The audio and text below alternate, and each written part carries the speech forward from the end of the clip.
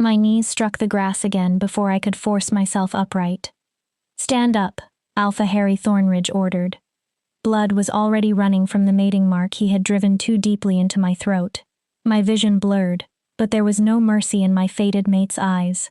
When my body finally gave out completely, the entire pack watched me fall at his feet.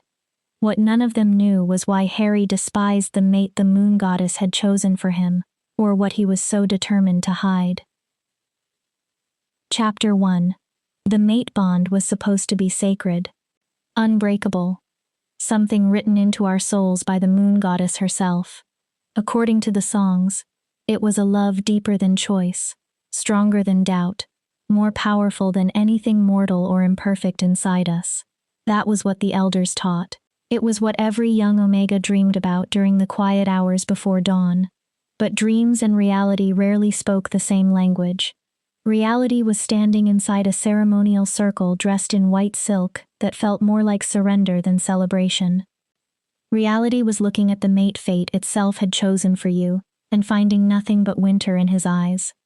Reality was discovering that destiny promised a bond. It never promised love. And sometimes being bound forever to someone who did not want you was its own particular kind of hell. My name was Tamara Rollins. I was an Omega. But even among Omegas, I was considered broken. My sister Lyra had shifted into her wolf when she was 13. She had been radiant, strong, everything our pack expected a Rollins daughter to become. I was 23, and still trapped entirely inside my human body. No wolf, no shift, no howl rising inside me when the full moon called. The pack had whispered about me for years. Cursed, defective. A Rollins only by name. So when Alpha Harry Thornridge discovered that I was his fated mate, he did not fall to his knees in gratitude. He did not pull me into his arms. He did not thank the moon goddess for answering his prayers. He looked at me as though he had discovered something decaying beneath his boot. And on the day our bond was supposed to become permanent, I would learn just how deeply he resented me. The morning of my mating ceremony, I woke to find Lyra sitting at the foot of my bed. She was watching me with an expression dangerously close to pity. "You don't have to do this," she said quietly. Pale dawn filtered through the window and caught in her amber eyes, the same eyes our father had. I pushed myself upright and wrapped the thin blanket more tightly around my shoulders. Even in late spring, I was always cold. Another weakness of a body without a wolf. Yes, I do. The bond can be rejected. Harry could reject me, I finished for her. My voice sounded strangely flat. And then what, Lyra? I become a rejected Omega with no wolf, no mate, and no future. At least if he claims me, the pack has to acknowledge that I exist. At least then I belong somewhere. Lyra's jaw tightened. She was everything I wasn't. Strong, shifted, respected. 2 years earlier, she had found her mate, a kind beta named Finn. I still remembered their ceremony, the way Finn had looked at her as though she were the most precious thing in the world, the reverence in his expression when he marked her, the way Lyra had relaxed into his arms without fear. I had known from the moment Harry discovered our bond that my ceremony would be nothing like theirs. "Father wants to see you," Lyra finally said as she stood. "He's in his study." Of course he was. Alpha Garrett Rollins always had something to say when appearances were involved. I dressed quickly in plain clothes. There was no reason to wear anything special yet. Later, they would put me into the ceremonial gown and prepare me like a prized animal waiting to be auctioned. The walk to my father's study seemed longer than usual. Pack members passed me in the halls. Most looked away. Some did it quickly. Others allowed me to see their contempt before turning their heads. I had stopped expecting kindness from them years ago. Among wolves, strength was everything, and in their eyes, I had none. My father did not look up when I entered. He sat behind his desk reviewing documents, the silver streaks in his hair catching the morning light. At 53, Garrett Rollins was still formidable. Broad shoulders, commanding presence, The picture of everything an alpha was expected to be, everything I was not. Tamara. He finally put down his pen. Sit. I lowered myself into the chair opposite him and folded my hands neatly in my lap. Quiet, proper, easy to overlook. Alpha Thornridge arrived last night with his delegation, my father began, in the detached tone he used for pack business. The ceremony will proceed at sunset as planned. The council has approved the arrangements. Yes, father. There are concerns. He leaned back and examined me as though I were another document requiring review. Harry has made it very clear that he is not pleased with this match. Something twisted painfully inside my chest. I'm aware. The mate bond is absolute, my father continued as though I had never spoken. But how that bond is honored leaves room for interpretation. Harry is within his rights to structure your relationship as he sees fit. I understood exactly what my father refused to say aloud. Harry could claim me, mark me, bind me permanently to himself. Then he could place me somewhere out of sight and forget I existed. The moon goddess's requirement would technically be satisfied. My name would appear beside his in the Thornridge pack records, and I could spend the rest of my life as nothing more than a legal footnote. I'll do whatever is required of me, I said. For one brief moment, my father's expression seemed to soften. Perhaps I imagined it. You are a Rollins, Tamara. Broken or not, you carry our bloodline. Don't disgrace it. He did not need to finish the thought. Don't disgrace it more than you already have. I won't. I only hoped it was a promise I could keep. The rest of the morning disappeared into preparations over which I had no control. Pack females I barely knew entered my room. They undressed me, bathed me, scrubbed my skin until it was pink and tender. They worked oils through my hair and rubbed scented mixtures onto my shoulders, wrists, and neck, anywhere an alpha might want to smell his new mate. Not one of them spoke directly to me. They spoke over me, around me, about me. She's so small. Do you think she'll survive the marking? Poor Alpha Harry. Imagine being bound to a wolfless Omega. The moon goddess must be testing him. I learned years ago how to leave without moving. During moments like these, I retreated into the stories inside my own mind. Stories about Omegas who were brave. Omegas whose value was not measured by the strength of their wolves. Omegas who mattered. Inside those stories, I could become anything. I could shift into a magnificent wolf with fur like starlight. I could run through the forest until my paws hurt. I could be strong. In reality, I sat quietly while strangers prepared me for a man who wished fate had chosen anyone else. The ceremonial gown was beautiful. Even I had to admit that. White silk flowed around my body like water. Fine silver embroidery decorated the bodice and long sleeves. The neckline was high. The dress was modest. Unmated Omegas were supposed to arrive before their mates untouched, pure, pristine. The irony would have been funny if it had not hurt so much. I had never chosen purity. No wolf had ever wanted to touch the defective Omega. At 23, I had never even been kissed. You look lovely. Lyra appeared when it was time to leave. She wore deep green, a color that made her amber eyes glow. As my only sister, she would stand near me during the ceremony, moral support for the sacrificial lamb. I look like a ghost. I stared at myself in the mirror. The white gown drained what little color remained in my pale skin. My dark hair had been braided and pinned into an elaborate style that made my already thin face seem sharper. Gray eyes, the one feature I had inherited from my mother, stared back at me with barely concealed dread. Tamara, it's fine. I turned away from the mirror. I'm fine, let's just finish this. The ceremony grounds stood at the heart of our territory, inside a sacred clearing surrounded by ancient oak trees. Nearly 200 wolves had gathered. Every member of the pack who mattered seemed to be there. They wore their finest clothes and waited to witness my binding. And at the center of them all stood Alpha Harry Thornridge. He was beautiful in the way dangerous things often were.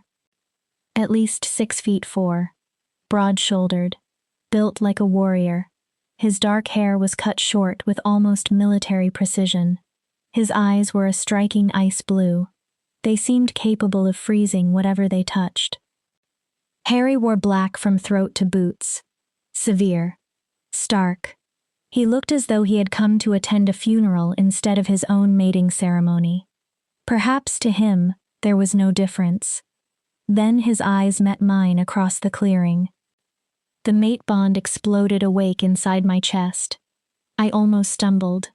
A golden thread of connection stretched between us, something that had existed silently within me until the moment we stood face to face. The pull was unmistakable. Magnetic. Ancient. Woven into something deeper than flesh. If I had possessed a wolf, she should have been howling for him. She should have been fighting beneath my skin, desperate to reach our mate. To touch him. Claim him. Be claimed in return. Instead, I felt only the aching emptiness where my wolf should have been, and fear, because across the clearing, Harry's expression hardened. He did not want me. The bond did not matter. Destiny did not matter. I was about to bind myself permanently to a man who looked at me as though I were his punishment. It's time. My father appeared beside me. His hand closed around my elbow. Firm, unyielding. There would be no running, no escape. Together, we began walking toward the ceremonial circle. Toward Harry, toward a future I could not imagine. And with every step, the golden thread in my chest seemed to tighten until I could no longer tell whether it was connecting me to my mate or slowly strangling me. Chapter 2. The Ceremony of Shame. The Elder Council stood along the edge of the ceremonial circle, their expressions solemn beneath the weight of tradition. Elder Miriam stepped forward. She was almost 90, the oldest member of the council, and in her hands rested the ceremonial blade. It was ancient silver, engraved with runes older than either of our packs. My father released my elbow. Suddenly I was standing alone on one side of the circle. Harry waited opposite me, perhaps 20 feet away. It felt like miles. The mate bond hummed insistently between us, demanding recognition. Harry still barely looked at me. His gaze passed over me as though I were furniture. We gather beneath the witness of the moon goddess, Elder Miriam announced, her voice carrying through the silent clearing, to bind two souls chosen by fate itself. The bond between Alpha and Omega is sacred, eternal, and unbreakable. What the goddess has joined, no wolf may separate.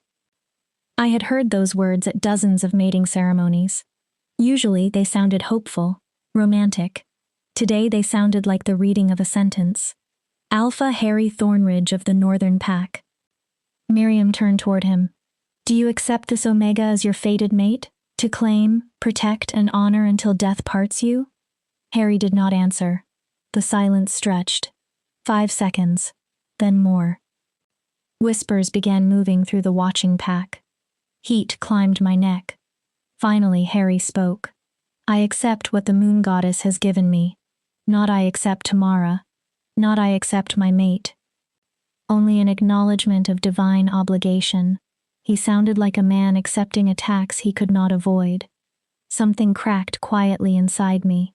I kept my face still. 23 years of hiding pain had made me good at that. Tamara Rollins of the Western Pack. Miriam faced me. Do you accept this Alpha as your fated mate? To submit to, serve, and honor until death parts you. The words caught somewhere in my throat. Submit. Serve. An Alpha's oath spoke of protection. An Omega's spoke of obedience. But what alternative did I have? Reject Harry publicly? I would become wolfless, mateless, and packless. 3 different kinds of death in our world. I accept, I whispered. Louder. Harry's voice cut across the circle. For the first time, those ice-blue eyes focused entirely on me. I flinched. If you intend to bind yourself to me, he said, at least have enough spine to say it clearly. Shock rippled through the witnesses. This was not how mating ceremonies were conducted. Even reluctant alphas did not humiliate their fated mates openly. I raised my chin. Then I looked directly into Harry's eyes. I accept. My voice was louder this time, steady despite the trembling in my hands. Something flickered across Harry's face. Surprise, perhaps. Maybe irritation that I had not broken as easily as expected. Then his expression returned to ice. "Enter the circle," Miriam instructed. Harry stepped forward. So did I. We met in the center. Standing this close to him made breathing difficult. I could smell pine, cold air, and something deeply wild beneath it. The empty place where my wolf should have lived ached. Harry towered over me. I had to tilt my head to see his face. Up close, I noticed the scar cutting through his left eyebrow, the sharp line of his jaw, the barely contained power inside his body. "Your wrists." Miriam approached with the blade. I extended my hands, palms upward. Harry did the same. The elder made a quick cut across each of our wrists, deep enough to draw blood, not deep enough to scar. Red welled against my pale skin. "Join hands." Harry took my wrists. His hands were warm, rough, and heavily calloused. His grip was far tighter than necessary. Pain shot through my arms as he pressed our wounds together. Blood against blood. Life against life. The ceremonial binding. "Speak your oaths." Usually, this was the most intimate moment of the ceremony. Mates spoke from their hearts. They promised devotion, partnership, love. I remembered the promises Lyra and Finn had made to each other. Harry's jaw tightened. "I claim you as mine," he said. "My mate, my Omega, bound by blood and moon law. What is mine, I keep." Nothing about love, nothing about cherishing me, only possession, ownership. Then it was my turn. Tradition demanded an Omega's promise of submission, service, and devotion. But some small part of me rebelled. He had already taken everything else. I could keep this. "I accept your claim," I said softly, without looking away from him. "I am bound to you by blood and moon law. What I am, I remain." Harry's eyes narrowed. We both knew those were not the traditional words. But they were not technically a refusal either. I had accepted the bond. I had simply refused to disappear inside it. "The bond is sealed," Miriam announced, though her expression told me she had noticed the alteration. "Let all who witness know these two are mated until death." The pack howled. Hundreds of voices rose into the evening air. It should have sounded joyful. Instead, it felt hollow. Harry released me so abruptly that I nearly stumbled. My wrists throbbed from the strength of his grip. "The marking," Elder Miriam said. The clearing fell silent. My stomach tightened. This was the part I had feared most. An alpha's mating mark was a bite placed on the throat of his Omega. It sealed the bond completely. Its scent told every wolf who the Omega belonged to. Usually the moment was gentle, intimate. An alpha supported his mate, soothed her, and made the pain brief. One look at Harry told me mine would not be like that. "Kneel." The entire clearing seemed to stop breathing. Alphas did not command their mates to kneel for the marking. They held them, supported them, protected them. Harry had spoken to me as if I were a subordinate awaiting punishment. "Harry." My father's voice came from outside the circle. There was a warning in it. "That's not. She is my mate." Harry cut him off without taking his eyes from me. "Or did you lie when you accepted my authority over her?" My father went silent. Harry had trapped him perfectly. Garrett Rollins had agreed to this union. He had placed me under Harry's authority. To interfere now would mean questioning the same bond he had just watched the council seal. I saw the exact moment my father chose. And once again, he did not choose me. He stepped backward. Lyra made a distressed sound. Finn caught her arm before she could move. No one would help me. No one could help me without breaking pack law. I was alone. Slowly, I lowered myself to my knees. The grass felt cold through the white silk. My gown spread around me like spilled milk. Beautiful. Ruined before anything had even happened. Harry moved behind me. My shoulders tightened instinctively. Everything inside me screamed danger. And yet the mate bond reached desperately for him. Tilt your head. I obeyed. I exposed the right side of my throat. My pulse beat so violently that I knew he had to see it.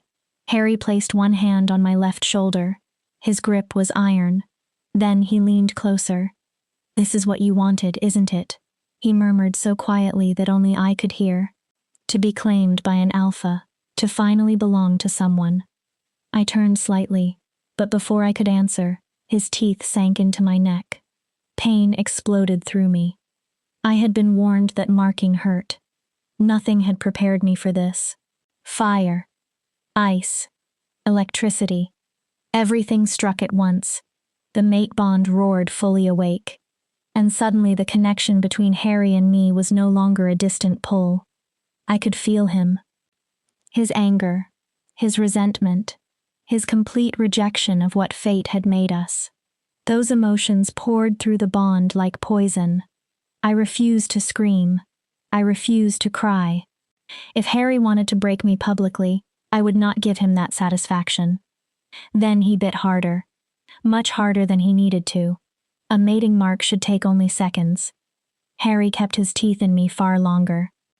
Deep enough to hurt. Deep enough to scar. As though he wanted this moment carved permanently into my body. When he finally released me, the world shifted sideways. Blood ran hot down my throat and stained the white silk. Gray shadows gathered at the edges of my vision. "Stand." Harry's voice remained cold. I tried. One foot beneath me, then the other. My legs shook violently. The pain, blood loss, and shock were overwhelming a body that had already been weaker than everyone else's. My knees collapsed. I hit the grass again. "Stand up." I tried to breathe. Stand. There was no concern in his face. "Or are you really this pathetic? She needs a healer." Lyra's voice broke through the crowd. "She's losing too much blood. She needs to become stronger," Harry answered. "She is an alpha's mate now. She does not get to be weak." Something inside me rebelled. I planted my hands against the ground, forced my feet beneath me, pushed upward. For half a second, I thought I might succeed. Then darkness swallowed the edges of my vision. My body gave up. I crashed face first into the grass. The last thing I heard before consciousness disappeared was Harry's disgusted voice. "Get her out of my sight." When I woke, I was lying in an unfamiliar bed. My throat felt as if it were burning from the inside. For several confused seconds, I could not remember where I was. Then everything returned. The ceremony. Harry's teeth. The blood. My collapse. The humiliation of falling in front of my mate while he watched with contempt. I pushed myself upright. Pain shot through my neck immediately. My hand rose instinctively toward the mark. It had been bandaged. Even through the gauze, I could feel unnatural heat. The wound was not healing correctly. Alpha saliva inside a proper mating bite normally accelerated recovery. Harry had marked me so deeply and viciously that the wound seemed almost infected. I looked around. The room was luxurious. Silk curtains framed enormous windows. Thick rugs covered the floor. The furniture was handcrafted and expensive. This could only be the Thorn Ridge pack house. My new home. My prison. A knock made me jump. "Come in." My voice sounded rough. A young woman entered. She looked 19 or 20. Kind eyes. Nervous movements. She gave a small curtsy. "Luna." For a moment I did not understand. Then the word struck me. That was me now. Luna Tamara Thornridge. Mate of Alpha Harry Thornridge. The Omega formally bound to this pack. "I'm Dessa," she said. "I've been assigned to serve you. How are you feeling?" "Like something mauled me." Dessa winced. The healer says your mark is going to scar. She's never seen. She stopped. She's never seen an alpha mark his mate as though he wanted to kill her, I finished. Dessa's silence answered me. Where is Alpha Harry? I was not sure I actually wanted the answer. In his study, he gave orders that he isn't to be disturbed. Dessa crossed to the bedside table. A tray waited there. You should eat. You lost a lot of blood. I had no appetite. I ate the soup anyway. Whatever came next, Harry was unlikely to be finished with me. I needed strength. Dessa. Yes, Luna? What do you know about Alpha Harry? Her face immediately became guarded. About why he is the way he is? It isn't my place to speak about the Alpha. I'm not asking for gossip. I looked directly at her. I'm asking because I need to survive him. That made her hesitate. Finally, she sat carefully on the edge of the bed and lowered her voice. They say Alpha Harry prayed to the moon goddess for a strong mate, a warrior Omega who could fight beside him, someone powerful enough to give him strong heirs. And instead she gave him a wolfless Omega who couldn't even stay conscious through her own mating ceremony. The bitterness in my voice surprised even me. Dessa looked down. He feels betrayed by fate itself. And I'm the face of that betrayal. She nodded. I closed my eyes. It made a terrible kind of sense. To a powerful alpha like Harry, I was not simply an inadequate mate. I was an insult, a cosmic joke, and unless something changed, he intended to make me pay for it for the rest of our lives. Chapter 3. 3 days passed before Harry came for me. For 3 days I remained inside the beautiful prison of my suite. Dessa brought meals. She changed my bandages. And every hour the mate bond tugged at me like a hook buried beneath my ribs. Find him. Go to him. Be near your mate. Submit. I ignored it whenever I could. Instead, I examined the rooms Harry had given me. It was not merely a bedroom. There was a private sitting area and a bathroom with a tub large enough to practically swim in. Everything had been decorated in silver and white. Expensive. Immaculate. Cold. There were no books, no paintings, no personal objects, nothing that suggested anyone actually lived there. It was not a home. It was a holding cell disguised as luxury. On the 3rd night, I was preparing for bed when the door opened without warning. Harry stood in the doorway. The hall lights outlined his tall frame. He had traded his formal clothes for dark trousers and a fitted shirt that emphasized the strength of his body. His ice blue eyes passed over me. Detached. Clinical. I wore a simple white nightgown Dessa had provided. It was modest and shapeless. I still felt exposed. Come with me. Not a request. Where? My voice sounded smaller than I wanted. Does it matter? You're bound to me. When I tell you to go somewhere, you go. He turned and walked away. The bond tightened painfully, urging me to follow. But some stubborn piece of me had survived the ceremony. If you're going to order me around like a dog, I called after him, you could at least have enough decency to tell me where you're taking me. Harry stopped. Slowly, he turned around. His expression was dangerous. What did you say? My heart hammered. I lifted my chin anyway. I asked where we're going. I think that's a reasonable question. He stared at me. Then something unexpected moved across his face. Dark amusement. So you do have a spine. I was beginning to think you were only a pretty doll that bleeds. The words were cruel. Oddly, they hurt less than his indifference had. The East Wing, he finally said. My private chambers. We have matters to discuss. Then he walked away again. This time, I followed. The Thorn Ridge pack house was enormous. 3 levels of stone and heavy timber spread across the territory like a fortress. Harry led me through unfamiliar halls, past locked doors, then down a staircase descending beneath the building. These are the old chambers, he explained.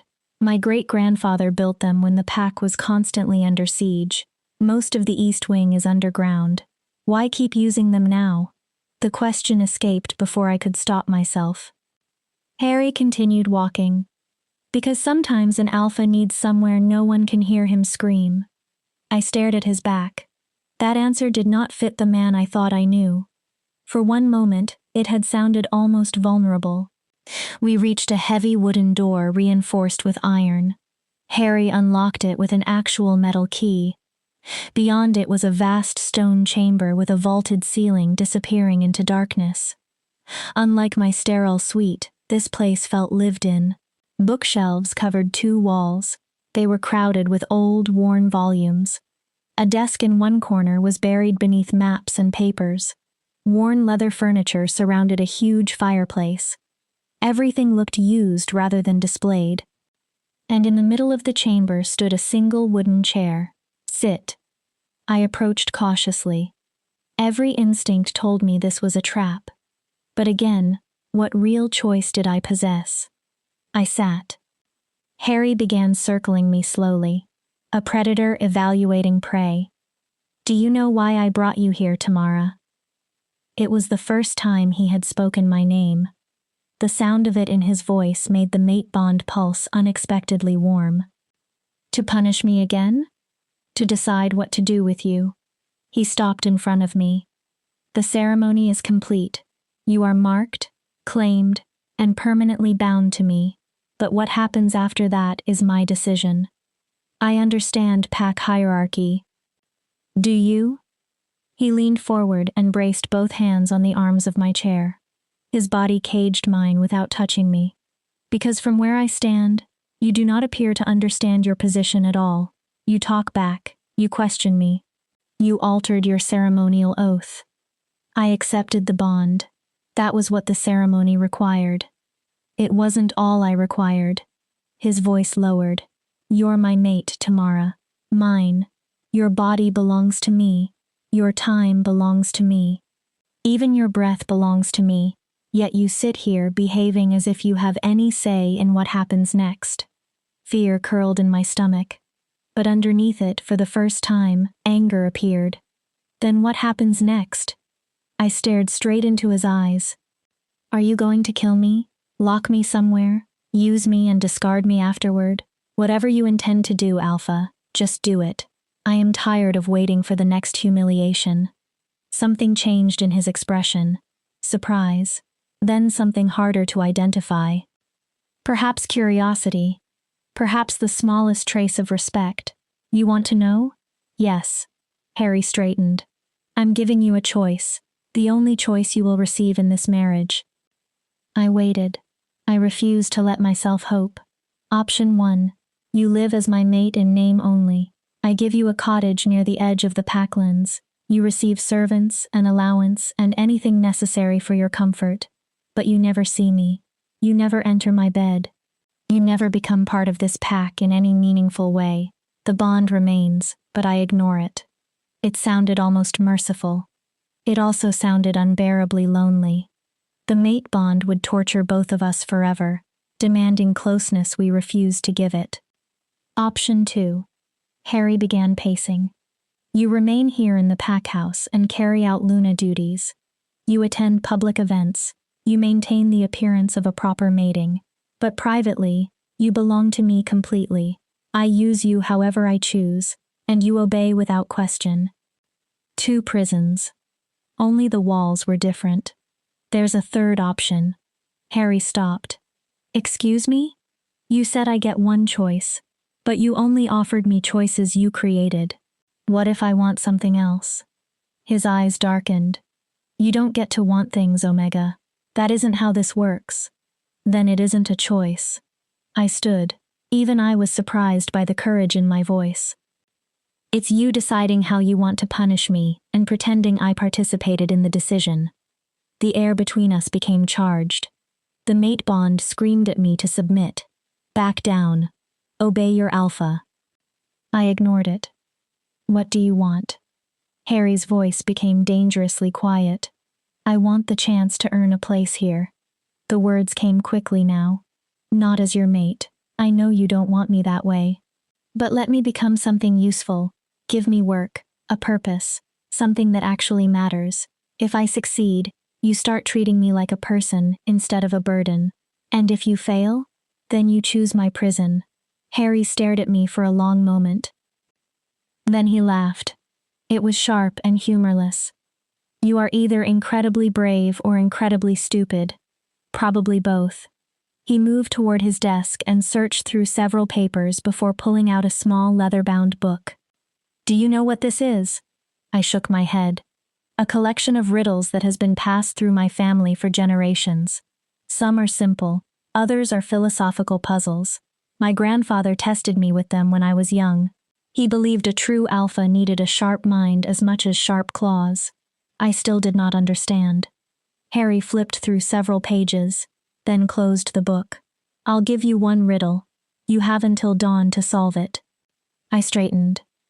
If you answer correctly, I accept your third option. You stay. You work. You prove your value, and I judge you by what you accomplish instead of your biology. And if I fail, you take option 1. The cottage. Exile in everything except name. It was a test. Possibly another cruel one. But it was better than surrendering without trying. What's the riddle? The edge of Harry's mouth curved. What can be given but never bought, broken but never held, kept but never seen? I repeated the words silently. Given, not bought, broken, not held, kept, not seen. How long until dawn? 6 hours. He headed toward the door. There's paper on my desk. Food and water are in the cabinet. You remain in this room until you give me an answer or the sun rises. What if I answer incorrectly? Then you answered incorrectly. His hand settled on the door. You only receive one attempt, Tamara. Think carefully. The door shut behind him. The sound echoed through the chamber. I was alone. One riddle. 6 hours. And the smallest chance I had ever been given to decide something about my own future. For the first hour I paced. Given but never bought. Love, too obvious. And it did not fit every clue. Trust? Perhaps. But trust was not something one physically held either. During the second hour, I wrote the riddle across several sheets of paper. I underlined individual words. Given, broken, held, kept, seen. During the third hour, desperation began creeping in. I tried answer after answer. Promises, secrets, faith. Silence. Every possibility seemed to fit some lines but not all. By the 4th hour, doubt was winning. Maybe there was no correct answer. Maybe Harry had invented an impossible test because watching me fail would amuse him. Maybe this had always been another humiliation. But something inside me refused to surrender. The same stubborn part that had survived 23 years of being called useless, broken, unwanted. Keep thinking. Keep trying. You have survived worse than a riddle. By the 5th hour, I stopped asking what answer fit the words. Instead, I asked why Harry had chosen this particular riddle. His grandfather had not used puzzles simply for entertainment. He had used them to teach a future alpha. So what lesson would a leader need from something given but never bought? Something broken but never held? Something kept but never seen? The answer struck me with sudden clarity. I sat in the wooden chair. Then I waited. Dawn came in thin shades of gray and gold through the high windows. The door opened. Harry walked inside, looking as though he had not slept. His hair was less controlled than usual. Dark stubble shadowed his jaw, but his eyes remained sharp. Well? He stopped in front of me. Do you have an answer? I stood. A promise. Harry revealed nothing. A promise can be given but never bought, I continued. It can be broken, although you cannot hold it in your hands. It can be kept without ever being seen. Still nothing. I drew a breath. But that isn't the whole lesson. One eyebrow lifted. Your grandfather was teaching you that an alpha's word matters more than his physical strength. A promise is the foundation of trust. Pack bonds depend on it. Leadership depends on it. If an alpha cannot keep his word, then strength alone does not make him worthy of being followed. Silence. Too much silence. Doubt crept in. Then Harry smiled. A real smile. It changed his entire face. For a moment he looked younger, almost boyish. My grandfather would have liked you. Relief hit me so hard that my knees threatened to weaken. So I'm right? You're right. He moved closer. There was no threat in the movement this time. Most people answer love, trust, secrets, or faith. Technically, several answers can fit, but they miss why the riddle matters. What happens now? His smile faded into something more thoughtful. Now you earned your third option. You stay, you work, you prove you are more than I believed you were, and I judge you by merit rather than by whether you can shift. And if I eventually fail? We deal with it then. He turned toward the door. Then he paused. Tamara? Yes? Don't make me regret this. He left. I remained in the underground chamber while morning light slowly reached across the floor. For the first time since the mate bond had trapped us together, something fragile appeared inside me, not trust, not yet. But perhaps the beginning of hope. Chapter 4. Dessa was waiting when I finally emerged from the underground rooms. The relief on her face was impossible to hide. Luna, she hurried toward me. We thought, when Alpha Harry took you down there and you didn't return all night. She caught herself. I'm fine. Exhaustion dragged at every muscle in my body. But actually, I think I'm better than fine. Dessa, I need you to tell me something. Anything. What does the Luna of this pack actually do? She blinked. Traditionally? Yes. Well, the Luna manages the household. She oversees Omega and Beta females, organizes pack gatherings, handles disputes that don't require the Alpha, and maintains relationships with allied packs. When did anyone last do those things properly? Her expression fell. Not since Alpha Harry's mother died. How long ago? 4 years. The answer told me everything. For 4 years, this pack had operated without a Luna. No one had truly filled the space Harry's mother left. Show me. Dessa looked confused. Show you? Everything that has been neglected. The situation was worse than I expected. Dessa walked me through storage rooms where linen had mildewed. The kitchen operated without clear organization or oversight. Record rooms were filled with boxes containing 4 years of documents that should have been properly filed. The Alpha doesn't pay attention to this side of the pack, Dessa explained apologetically. He manages the warriors, patrols, security, and political alliances.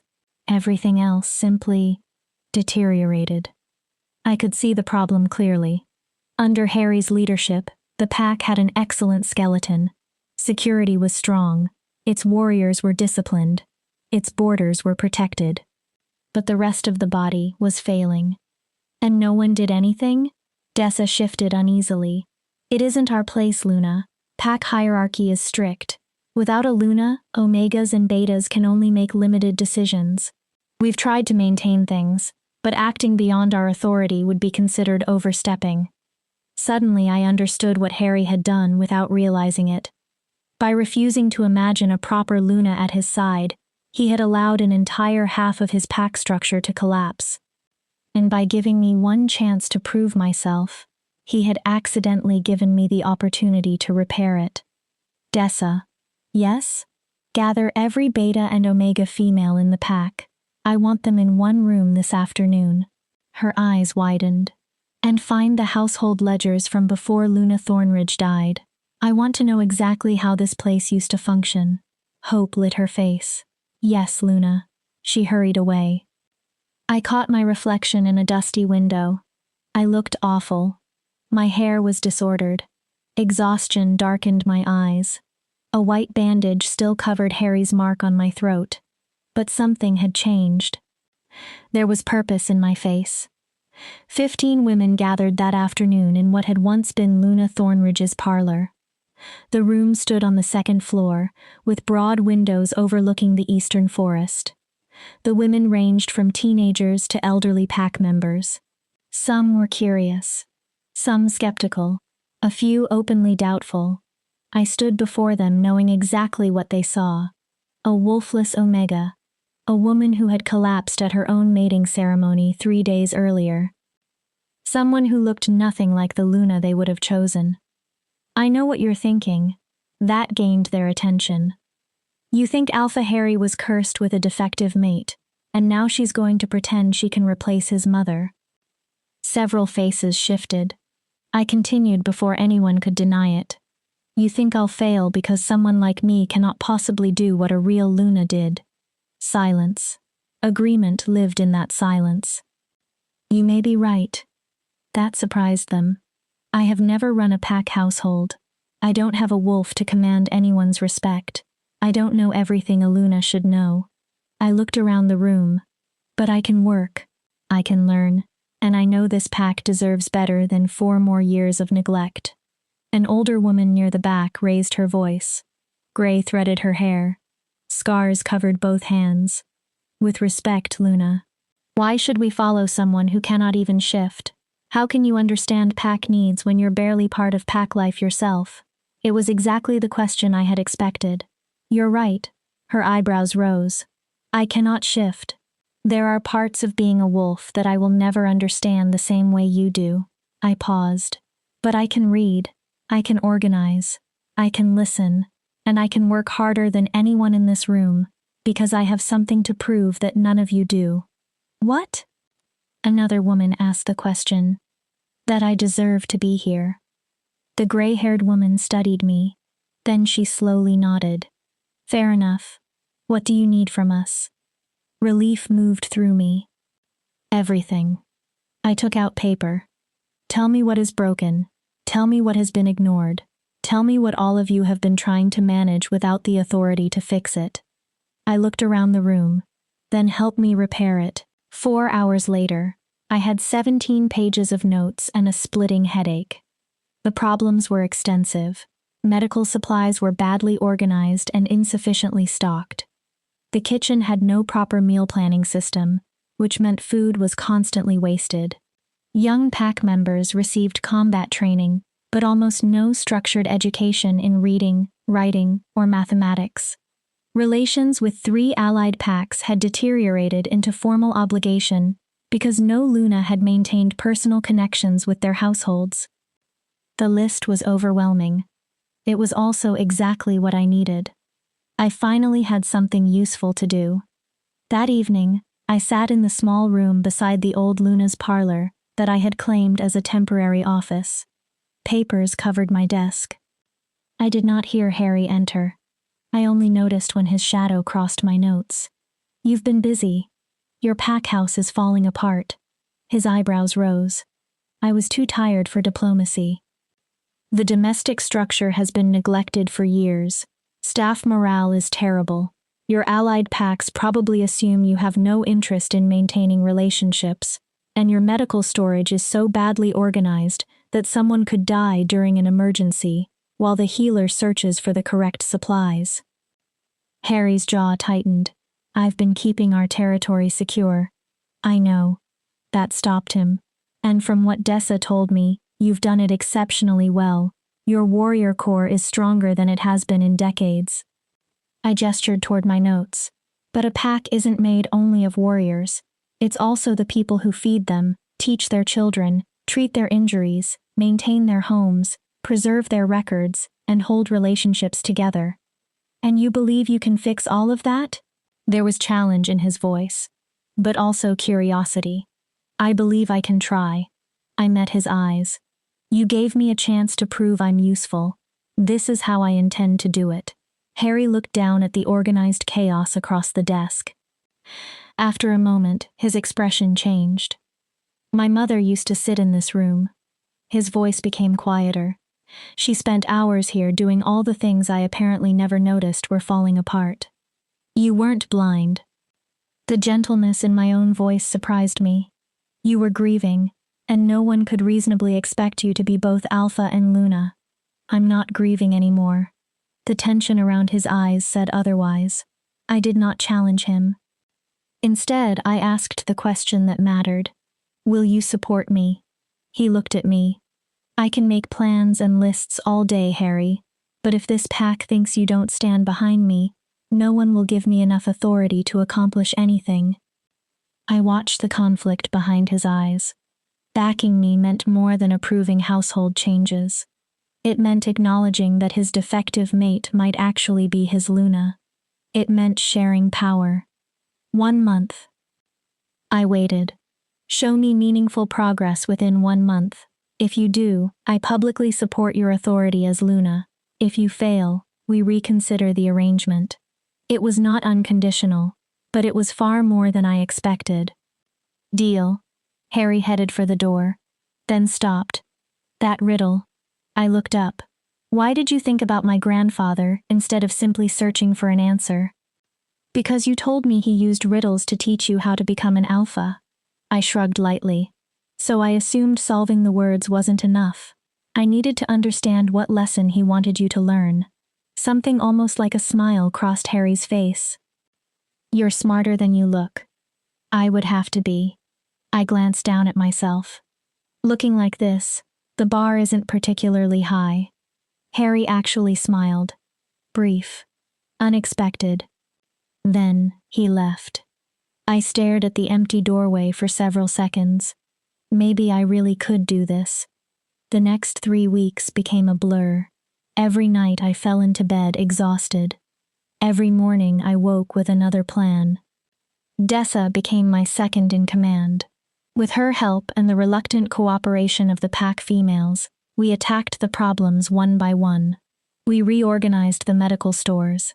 Every item was labeled, inventoried, placed where healers could reach it quickly.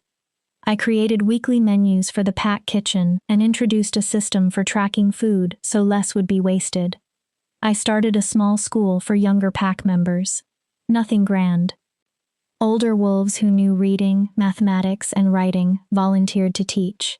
But of everything I worked on, the library became the project I loved most. I found it by accident while exploring the upper floor. The room was enormous.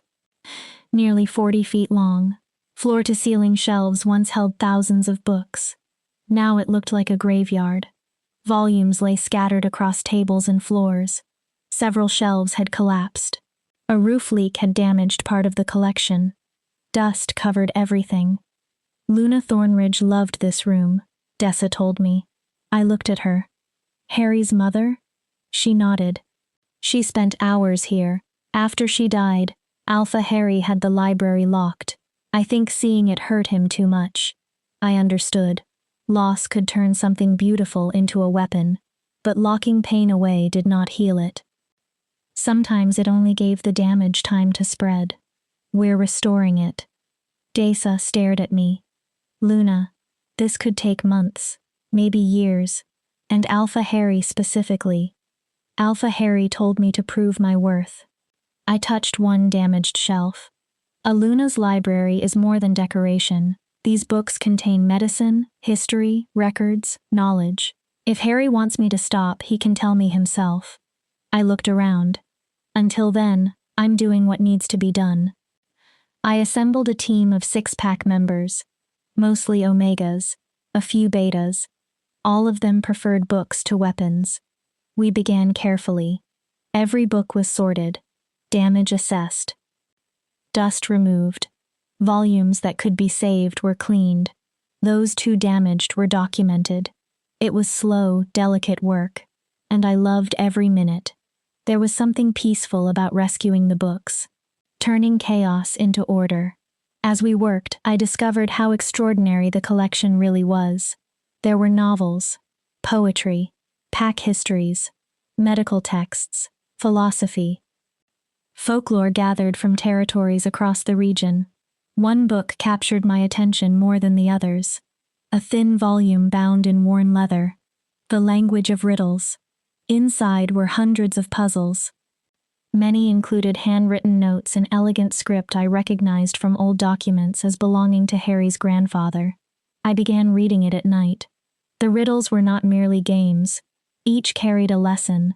Leadership, truth, deception, promises, bonds, freedom, One night I became so absorbed in a riddle about cages and freedom that I did not notice Harry standing in the doorway. "You're supposed to be resting." I looked up. It was well after midnight. Harry appeared, partially shifted. Amber glowed through his eyes. His canines were slightly longer. He must have returned from a perimeter run. "I am resting." I indicated the book. "This is restful." His gaze moved around the library. Half the room was now clean, organized, functional. The other half remained damaged, but the chaos was controlled. "You weren't supposed to touch this room." There was no anger in his voice, only something raw. "I know." I closed the book. "I'm sorry if I crossed a line." "You didn't." Harry walked farther inside. His fingers moved across one restored shelf. "My mother would have hated seeing this place abandoned." "Tell me about her." He went silent. I thought he would refuse. Then he spoke. "She was strong." He glanced toward me. "Not physically. She was small, actually, about your size. But she made people want to become better versions of themselves. The pack adored her." "And your father?" "Worshipped her." A shadow crossed his face. "When she became sick, it happened quickly. A rare blood disease. One day she seemed healthy. 3 months later she was gone." "I'm sorry." The words felt hopelessly inadequate. "My father never recovered." Harry's jaw tightened. "He died 6 months later. The healer said his heart failed." He looked away. But I knew what really happened. "What?" "He died from grief." Silence filled the restored library. "That's why I prayed for a strong mate," Harry continued. "Someone who wouldn't break. Someone who wouldn't die and leave me the way she left him. Someone strong enough to survive life beside an alpha and give me heirs who would survive too. And instead you got me." My voice was quiet. "A wolfless omega who collapsed during her own ceremony. Someone fragile." The words should have hurt. This time, I heard something different beneath them. Fear. Someone you believe will die and leave you exactly the way your mother left your father. Harry finally looked at me. For the first time, the cruelty made terrible sense. He had not simply been punishing weakness. He had been punishing the possibility of loss. "I'm not your mother." "I know. And I won't promise you I can never die. Nobody can make that promise." I held his gaze. "But I am stronger than I look, Harry. You should know that by now." The amber in his eyes faded slightly. For the first time, I saw uncertainty there. Vulnerability. Fear. "Why? What? Why are you doing any of this?" He gestured around the library. "The household. The records. This room. You could have taken the cottage. You could have lived comfortably and stayed away from a pack that never wanted you, and a mate who treated you like a burden." I looked down at the riddle book. "Because I made a promise." "To whom?" "To myself." I touched the edge of the book. "When I accepted your claim, I said, 'What I am, I remain.'" Harry listened. "That was my promise. I wasn't going to let the bond erase me. I was going to prove I could become more than what everyone believed I was." I looked back at him. "And I keep my promises, Alpha, even when they cost me everything." Something shifted in his expression. The last amber disappeared from his eyes. His canines returned fully to human form. He looked at me as though he were finally seeing someone who had been standing in front of him for weeks. "The month is almost finished. I know. You've done more than I expected." He paused. "More than I thought possible." I waited. "Tomorrow night, the 3 allied alphas are coming for a diplomatic dinner." My heart accelerated. "You'll attend." "As what?" Harry looked directly at me. "My Luna." The word struck harder than I expected. "Officially?" "I'm publicly supporting your authority." My throat tightened. Harry hesitated. Then something resembling regret crossed his face. "It also means I may have been wrong about you, Tamara Rollins." "Thornridge," I corrected softly. His eyebrows lifted. "Tamara Thornridge. I'm your mate, remember? For better or worse." Mostly worse so far. The faintest smile entered his voice. I closed the riddle book. We have a long time to improve that. We're bound until death, after all. Harry did not answer. But when he left, the mate bond felt different. Less like a chain dragging me toward someone who did not want me. More like a thread between two people who might eventually decide to move closer on their own. Chapter 5. The Gathering of Wolves. The dress Dessa prepared for the diplomatic gathering was nothing like my ceremonial gown. This one was deep midnight blue, almost black. Silver embroidery crossed the bodice and caught the light like scattered stars. Elegant, refined, designed to make a statement. The Alpha commissioned it, Dessa said. I turned from the mirror. Harry? He sent your measurements to the pack seamstress last week. Last week? Before he had officially told me I would attend. Which meant he had already been considering it, watching my progress. Deciding whether I had earned the right to stand beside him. Warmth stirred inside my chest. Then anxiety quickly followed. Tonight was not only about proving myself to Harry. 3 allied alphas and their mates would be watching me. One mistake could make the Thornridge pack look weak. What are they like? Dessa worked on fastening the dress. Alpha Rowan of the Western pack is traditional, very intense. His mate is Luna Iris. She's kind but quieter. I nodded.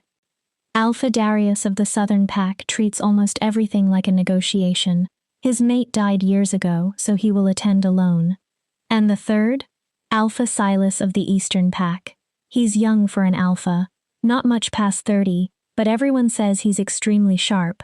His mate, Luna Vera, is apparently formidable. 3 alphas. 2 experienced Lunas. All of them would be judging whether Harry's wolfless mate was an asset or a liability. No pressure. Dessa smiled. You'll be fine.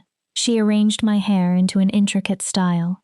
You've survived everything else they've thrown at you. None of those things involved politics with wolves who could physically break me in half. True. She sounded entirely too cheerful. But you also haven't collapsed from any challenge recently. I laughed despite my shaking hands. She was right. 3 weeks earlier, I had been the broken Omega unconscious in the grass. Now I had helped reorganize an entire household, built a school, restored half a library, and earned at least some of my mates' respect. I could survive dinner. Harry waited at the foot of the main staircase. Formal black covered his powerful frame. Silver detailing matched the embroidery on my gown. When he looked up and saw me, his expression changed.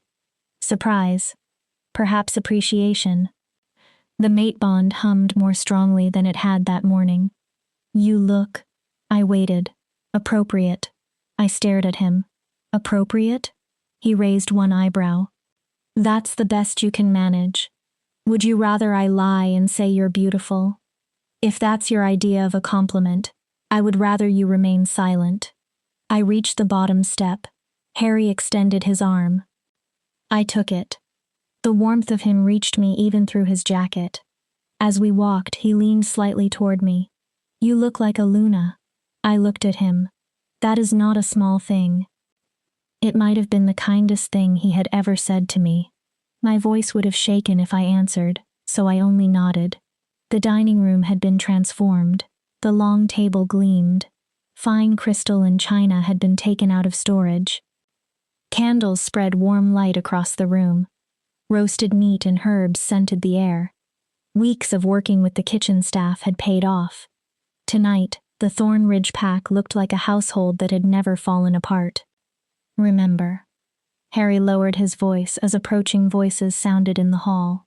You speak for this pack tonight as much as I do. My stomach tightened. They will test you. Stand firm. The doors opened. Alpha Rowan entered first. He was a huge man in his 50s with a gray-streaked beard and the kind of eyes that measured everything. Beside him walked Luna Iris, petite, blonde, graceful. Her gentle smile did not conceal how closely she watched the room. Harry, Rowan's voice boomed. Good to see you. Then his eyes settled on me. And this must be your new mate. The infamous Tamara. Infamous. Wonderful. Luna Tamara, Harry corrected calmly. The correction was mild. The authority behind it was not. Tamara, Alpha Rowan, and Luna Iris of the Western Pack. I offered my hand to Iris first. Her expression shifted slightly. I had intentionally acknowledged the Luna before her alpha mate. A small gesture of respect. Luna Tamara, Iris said warmly. You keep a beautiful home. Thank you, Luna Iris. Though I'm still learning. Your own territory is famous for how well organized the household is. Her smile became genuine. I had done my research. Rowan continued staring. I hear you can't shift, true? Rowan. Iris's voice carried a warning. It's all right. I turned toward him. Yes, Alpha Rowan, it's true. I have never had a wolf. He waited. But I've discovered there are other ways I can contribute. I gestured toward the carefully restored dining room. For example, I doubt a wolf could have put this room back together. Paws are generally poor tools for handling fine china. Silence. Then Rowan threw his head back and laughed. A great booming laugh. She has spirit, Harry. I'll give her that. The tension in my shoulders loosened slightly. Alpha Darius arrived next. Lean, silver-haired, calculating eyes. He greeted Harry formally before facing me. Luna Tamara, I've heard interesting things. I hope at least some of them were true. We'll see. He took his seat. I could not decide whether I had passed his first test or created another. Alpha Silas and Luna Vera were last. Silas was indeed young. Dark hair. Intense green eyes. Intelligence seemed to radiate from him. But Vera caught my attention immediately. Auburn-haired, beautiful, and heavily pregnant. Forgive us, she said, resting a hand over her stomach. Someone has decided punctuality is unnecessary. Congratulations. I smiled. When are you due? 6 weeks, if this little tyrant cooperates. Silas remained close enough to protect her without hovering. Vera took my hand. I've wanted to meet you, Luna Tamara. Why? Silas says you've been making quite an impression. I glanced toward Harry. He looked equally surprised. News moves quickly between allied territories, Silas said, especially when an alpha suddenly claims a fated mate, and that mate proceeds to reorganize most of his domestic operations in 3 weeks. I wouldn't say reorganize most. She's being modest. Harry's hand settled against my lower back. Possessive. Protective. The mate bond sang in response. Tamara accomplished in 3 weeks what I ignored for 4 years. There was something in his voice I had never heard before when he spoke about me. Pride. My heart raced. Dinner became a careful dance. Harry seated me on his right. Vera sat beside me. The alphas initially dominated the discussion. Borders. Rogue wolves. Trade. Territory. Meanwhile, Iris, Vera, and I carried on a quieter conversation. How are you finding Luna responsibilities? Vera asked. My first months nearly buried me. That sounds familiar. I smiled. Every time I fix one thing, I discover 2 others. I remembered something. Yesterday I learned this pack hasn't sent appropriate solstice gifts to its allies in 3 years. Iris winced. We noticed. Rowan noticed? Very much. I'm fixing it. I leaned toward her. Actually, I wanted your advice. I don't want to send something too formal or accidentally insult anyone.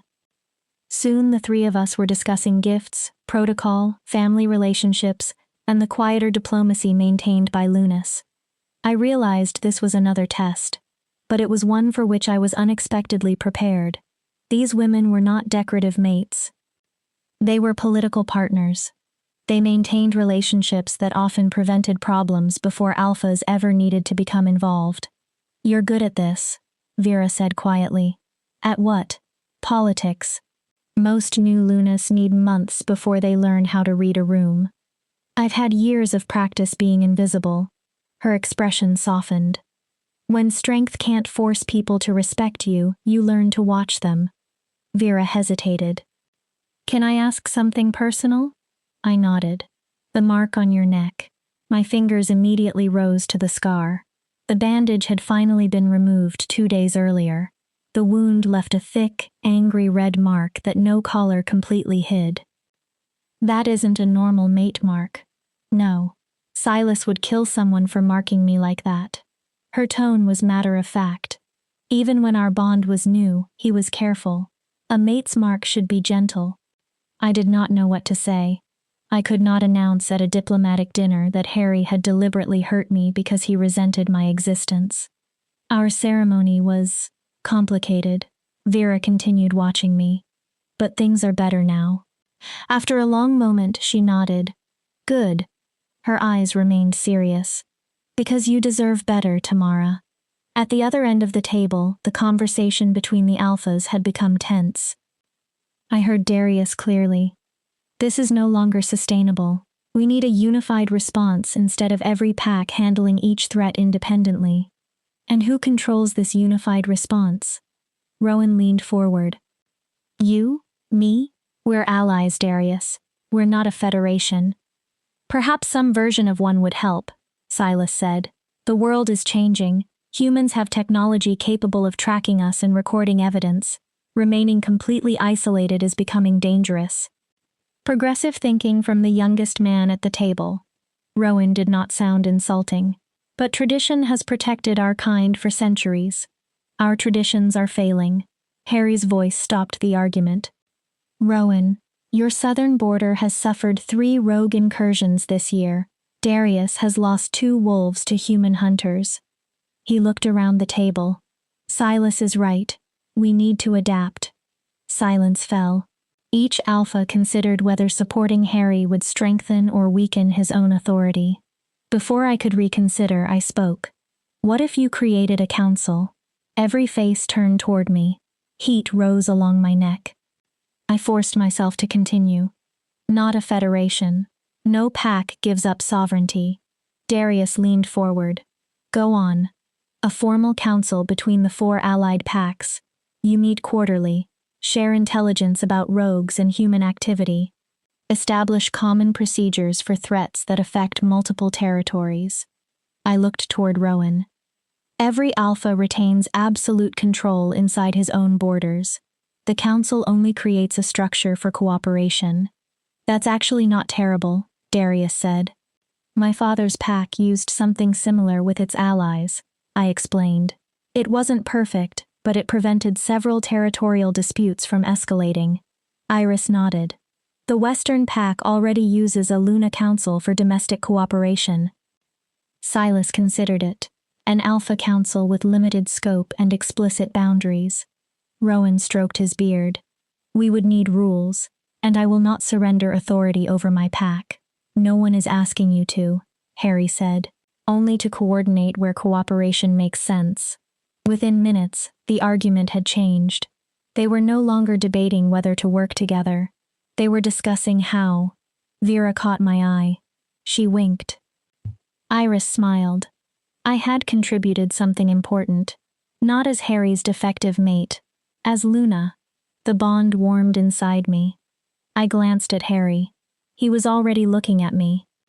And this time, there was no pity, no resentment, no surprise. Only respect. The gathering ended close to midnight. The 4 alphas agreed to meet again in 2 weeks to formally design the council. Goodbyes were warmer than the arrivals. More than once, someone told Harry some version of, "Your Luna is impressive." Each time, heat touched my face. Eventually, the final guest left. The staff cleared the dining room. Then Harry and I stood alone. You surprised me tonight. In a good way? A very good way. He moved closer. There was no coldness in him now. That council idea, where did you get it? Your library. Of course. His voice carried something almost fond. I found old treaty documents describing similar agreements.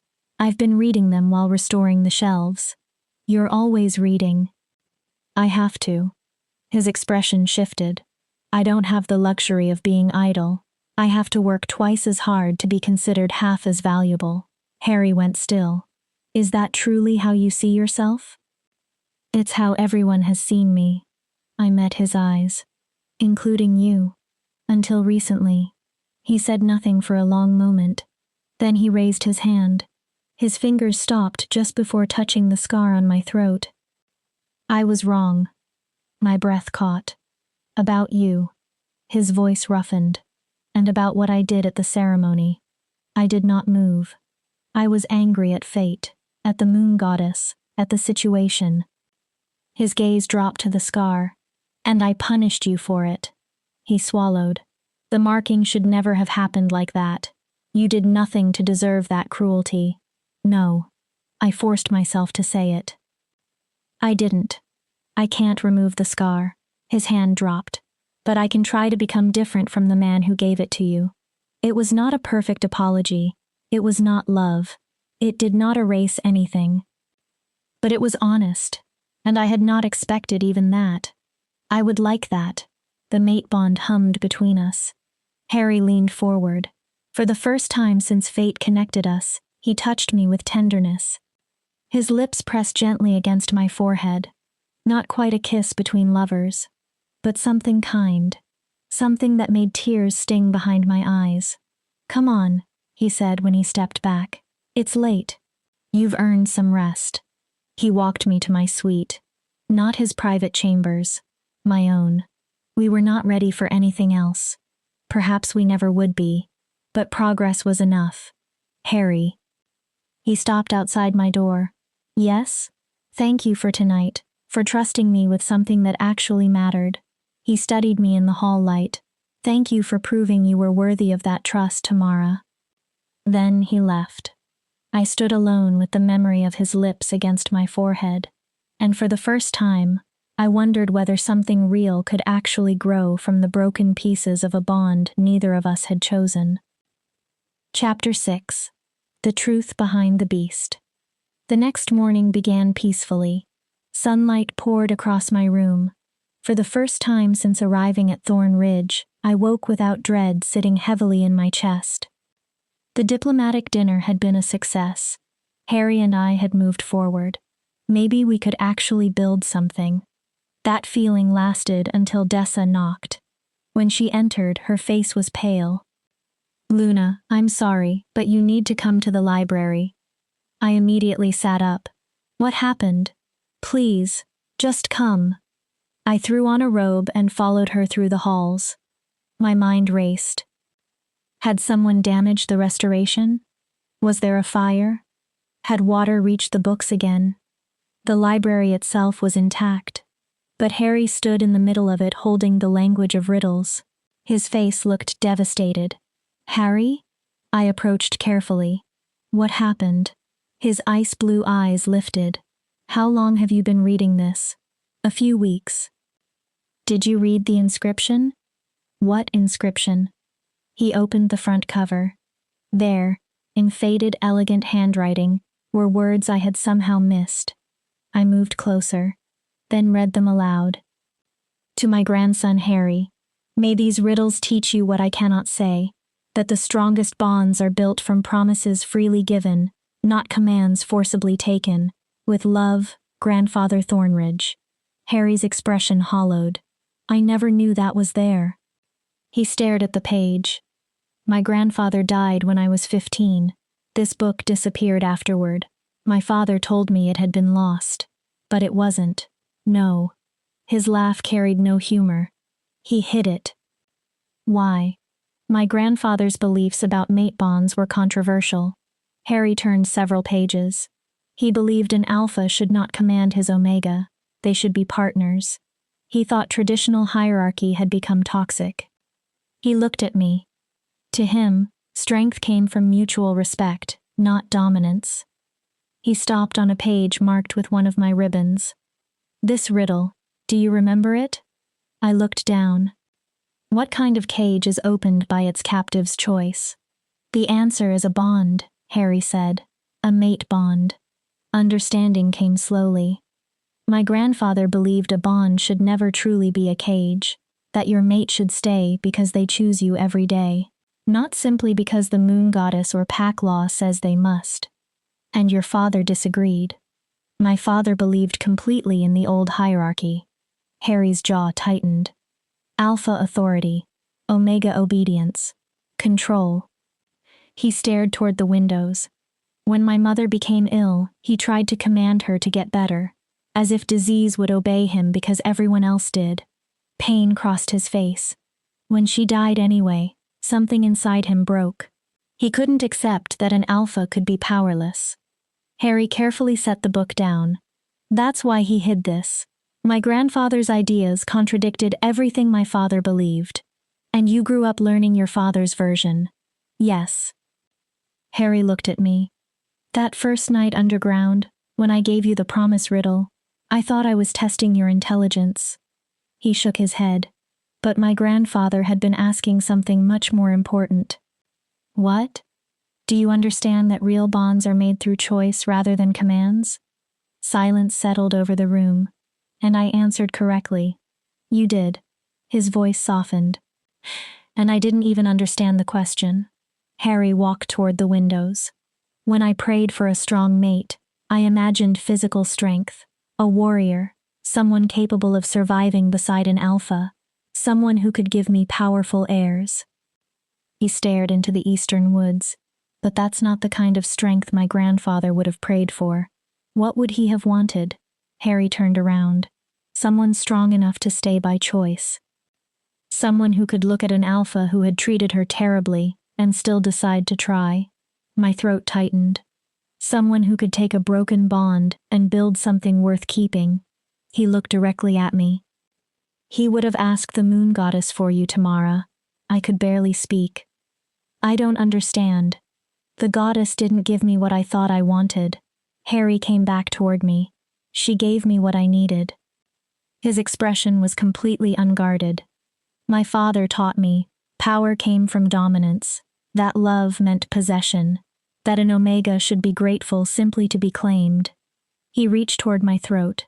His fingers touched the scar this time. Gentle. But you showed me something else. What? That real strength is not forcing someone to submit. His fingertips trembled slightly. It's earning their trust. His gaze dropped. I marked you as if you were property, something I owned. His shame flowed through the bond. You should have taken the cottage. You should have gotten as far away from me as possible. But I didn't. No. His eyes returned to mine. You stayed. You worked. And you proved that what I called weakness may be the strongest thing in this entire pack. The mate bond was alive between us. Through it, I felt his regret. His guilt.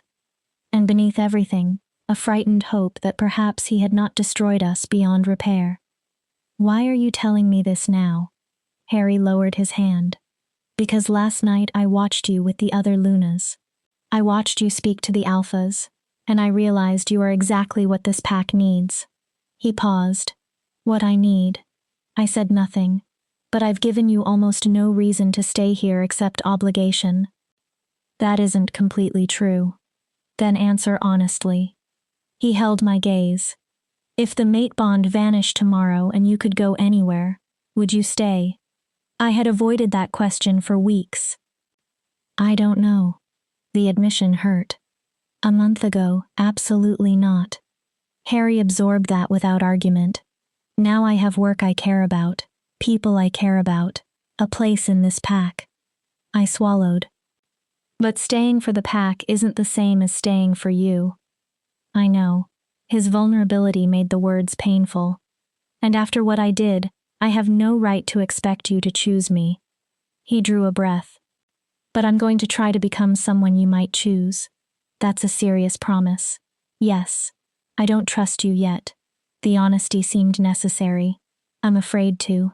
Harry did not flinch. You hurt me deliberately. I can't pretend that never happened because you finally regret it. I'm not asking you to forget. He stepped backward, giving me space instead of closing it. I'm asking for the chance to earn forgiveness.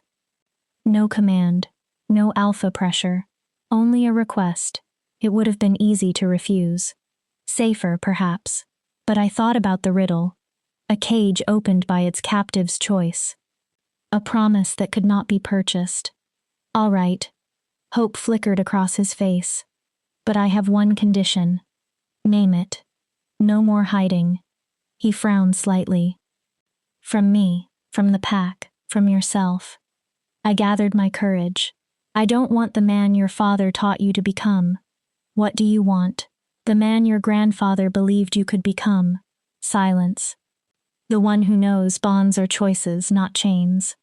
Harry looked down. I don't know whether I know how to be him. Then we learn together. I smiled faintly. I don't know how to be a proper Luna either. We're both improvising. Harry laughed. Not the bitter sound I had heard before. A genuine laugh. We're a disaster. The worst. He extended his hand. He did not grab me. He simply offered it. I looked down at his palm, then placed my hand in his. The mate bond warmed, but more importantly, something inside me relaxed. It was not forgiveness. It was not happily ever after. It was simply a beginning. There's something else. Harry still held my hand. What? The real reason I spend so much time underground. My stomach tightened. I assume those chambers were your private rooms. They are. He hesitated. But they're more than that. He released me. Come with me. Harry led me back through the pack house. Down the familiar stairs. Into the underground rooms. But instead of stopping there, he opened a hidden door I had never noticed. A second staircase descended into raw stone. Harry? Keep coming. Where are we going? Somewhere no one else in the pack knows about. Not even your beta? Not even him. The passage eventually opened into an enormous cavern, at least 50 feet wide. And in the center stood a cage. A massive cage reinforced by chains. I stopped. What is that? Harry's voice tightened. This is where I spend 3 nights every month. Understanding hit me. The full moon. He nodded. You can't control your shift. Worse. Harry walked toward the cage. I shift whether I want to or not, and when it happens, I'm not myself. He ran his hand along the bars. I become violent, unpredictable, dangerous. I stared at him. My grandfather had the same condition. It appears in certain alpha bloodlines. His hand remained against the metal. He built this cage for himself. Later, he taught my father how to secure it. And you inherited the condition. When my father died and I became alpha, I inherited this too. Who knows? My father knew. Harry looked into the empty cage. He died before I had to manage it alone for long. Afterward, I developed a routine. I come here, lock myself inside, shift, rage until dawn. Then I return to human form and unlock everything when it's safe. His voice dropped. The pack believes its alpha is strong, controlled. He gave a bitter laugh. They don't know their alpha becomes a monster that must be caged 3 nights every month. Suddenly the pieces fit. His obsession with physical strength. His horror at discovering his mate was wolfless. His fear that I would not survive beside him. That's why you wanted a warrior. Harry looked at me. Not only because you wanted strong heirs. I stepped closer to the cage. You wanted someone capable of surviving you if you ever lost control. Yes. And instead you got someone with no wolf. Someone completely defenseless if I ever... He stopped. He could not finish. I studied the bars. Silver reinforced them, painful to a shifted wolf. Strong enough to contain one. The lock could be secured from outside, but not released from within. How long have you been doing this alone? 4 years. 4 years. Every full moon. Harry entered this cavern and locked himself inside. No guard. No companion. No one waiting at dawn to remind him that he was still a person afterward. The next full moon is in 2 weeks. His body stiffened. I know. I'll come with you. Harry's head snapped toward me. Absolutely not. I can... No. His alpha voice shook the cavern. Tamara, you cannot. I can, and I will. I held his gaze. You asked me upstairs to give you a chance, to let you prove you can become a better mate. I walked closer. I'm asking you to trust me enough to stop doing this alone. It's dangerous. So we prepare. If something goes wrong, I'll use my head. I placed my palm against his chest. I'm smarter than I look, remember? His heart beat beneath my hand. You've carried this alone for 4 years. Let me carry part of it. You don't understand. Then teach me. His jaw tightened. Let me be your mate instead of the burden you were afraid I'd become. You are not a burden. The words came immediately. Rough. You never were. I was just too blind to understand that. Then let me prove it. Harry covered my hand with his. I felt his heartbeat racing. I'll stay outside the cage. I'll follow every safety rule you give me, but I'll be here. His eyes searched mine. You're terrifying. I blinked. You know that? Me? Completely fearless. I'm terrified. I almost laughed. There's a difference between not being afraid and staying anyway. My hand remained over his heart. That's what promises are, Harry. Staying even when keeping them becomes difficult. He pulled me against him, carefully, as though I might still break. His face pressed into my hair. His body shuddered. I don't deserve you. Probably not. A laugh escaped him. But you're stuck with me. That is what fated mates means. We stood together inside the hidden cavern, still damaged, still uncertain. But something between us was healing. One honest moment at a time. 2 weeks, Harry finally whispered. 2 weeks. And then we'll discover whether you still think this is a good idea. I looked at the cage. Probably not. He almost smiled. But I'll still be here. As we climbed back toward daylight, one thought refused to leave me. The coming full moon would test more than whether I could face Harry's beast. It would show whether the two of us could truly build something worth keeping from the ruins of the bond we had been forced to share. I had solved his grandfather's riddle about promises. Now I had to prove I could keep mine. Chapter 7. The Night of Becoming. The following 2 weeks existed somewhere between what Harry and I had been and whatever we were becoming. Harry did not suddenly turn gentle. He was still an alpha. Still decisive. Still accustomed to command. Pack members obeyed him without question. But with me, something changed. He became careful. Almost tentative. Most evenings, he joined me in the library. I catalogued books while he worked through pack correspondence. Sometimes we sat for hours without speaking. Other nights, he opened his grandfather's riddle book and read a passage aloud. Then he asked what I thought it meant. When we discussed pack decisions, he actually listened to my suggestions. No immediate dismissal. No hostility. The pack noticed. Whispers followed us. Some wolves approved. Others remained skeptical. Several unmated females who had apparently hoped Harry would reject me watched our growing closeness with obvious resentment. But most of the pack seemed cautiously relieved that their alpha had begun accepting his mate. They had no idea how complicated that acceptance really was. 3 days before the full moon, Harry took me into the cavern again. He showed me the cage. The shift begins at moonrise. He demonstrated the locking system. I enter before then. I secure the secondary lock from inside. He pointed to a larger mechanism. You engage this primary lock from outside. I watched carefully. Once I am secured, you remain at least 15 feet from the cage. He turned toward me. No matter what I say. I frowned. What do you mean, what you say?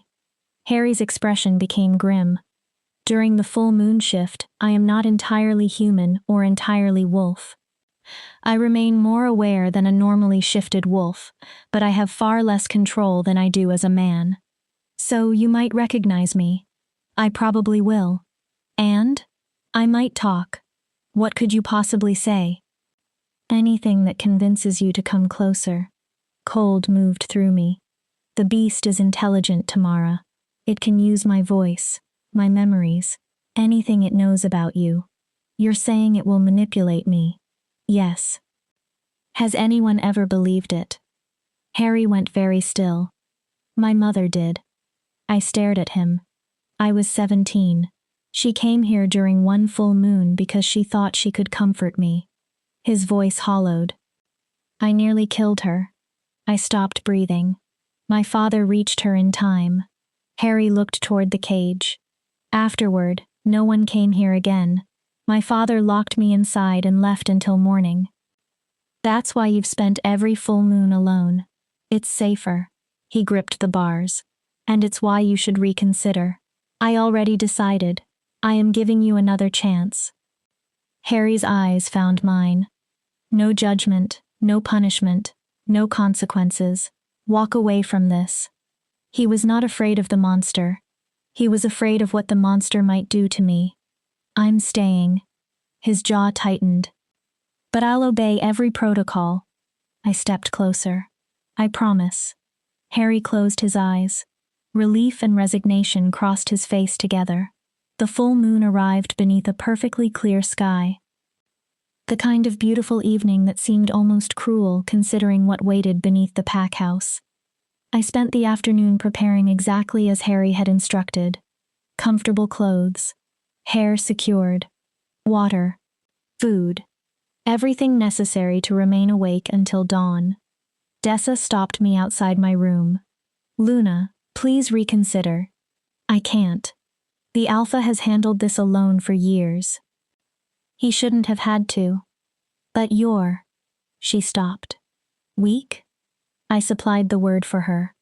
Wolfless? Defenseless? Her face fell. Yes.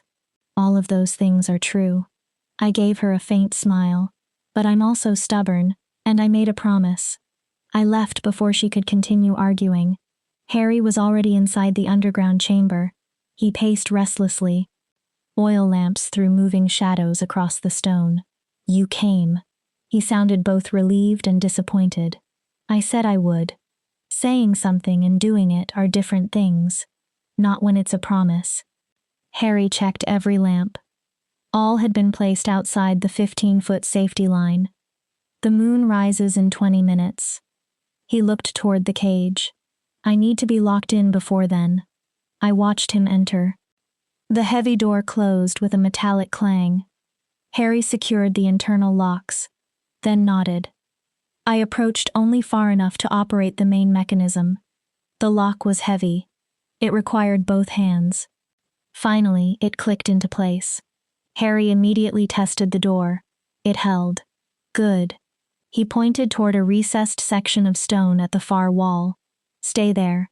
You can see everything, but you'll be safely outside my reach. Inside the alcove sat a chair. Beside it was a small table. Bread, water, a thick blanket. Harry had prepared for my comfort even while anticipating his own suffering. Harry. He looked over. Thank you for trusting me. His laugh was bitter. Thank me in the morning. You may not want to after tonight. Then the moon rose. I had witnessed hundreds of shifts. Normally transformation was quick, natural. Bones changed. Fur emerged. A wolf replaced the human body in seconds. Harry doubled over with a cry.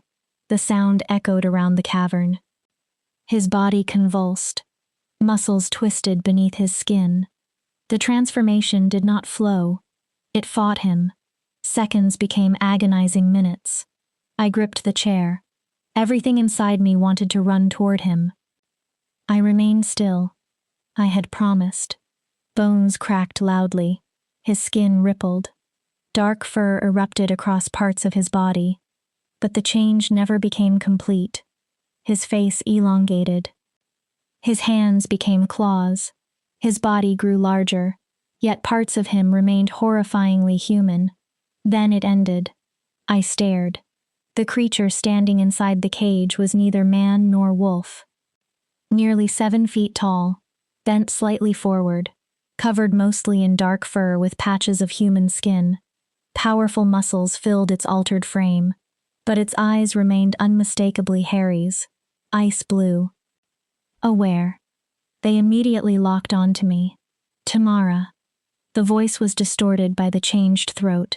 Still his. It hurts. The creature moved closer. Please come here. My heart hammered. Harry had warned me. I can't.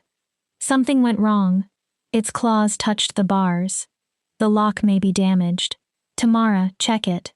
The lock is fine. You don't know that. I'm not coming closer. The creature tilted its head. For a second, desperation disappeared. Something calculated replaced it. Smart little Omega. A distorted smile exposed its teeth. Harry said you were smart. Harry was smart enough to warn me about you. About me? It sat. I am Harry. Its gaze never left me. Only the part he keeps locked away. The part that wants to hurt me. No. It leaned against the bars. The part that wants you without all the guilt, fear, and self-hatred. The mate bond pulsed. Whatever stood inside that cage was still connected to me. Still part of Harry. If you really wanted me near you, I said, you wouldn't manipulate me. The creature watched. You would control yourself and earn my trust. A rough laugh filled the cavern. You are different from what I expected. What did you expect? When Harry first saw you, all he felt was disappointment. I flinched despite myself. And anger. The beast studied me. But now, it moved closer to the bars.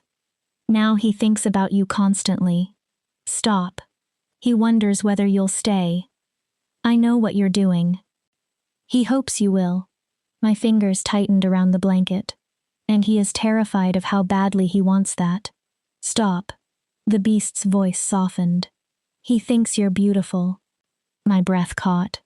He noticed during that diplomatic dinner. I said nothing. That blue dress made your eyes look like storm clouds. The beast almost sounded amused. He wanted to tell you. But he couldn't find a way to say it without believing you would think he was lying. That was too specific. Too intimate. He regrets the mark every time he sees your neck.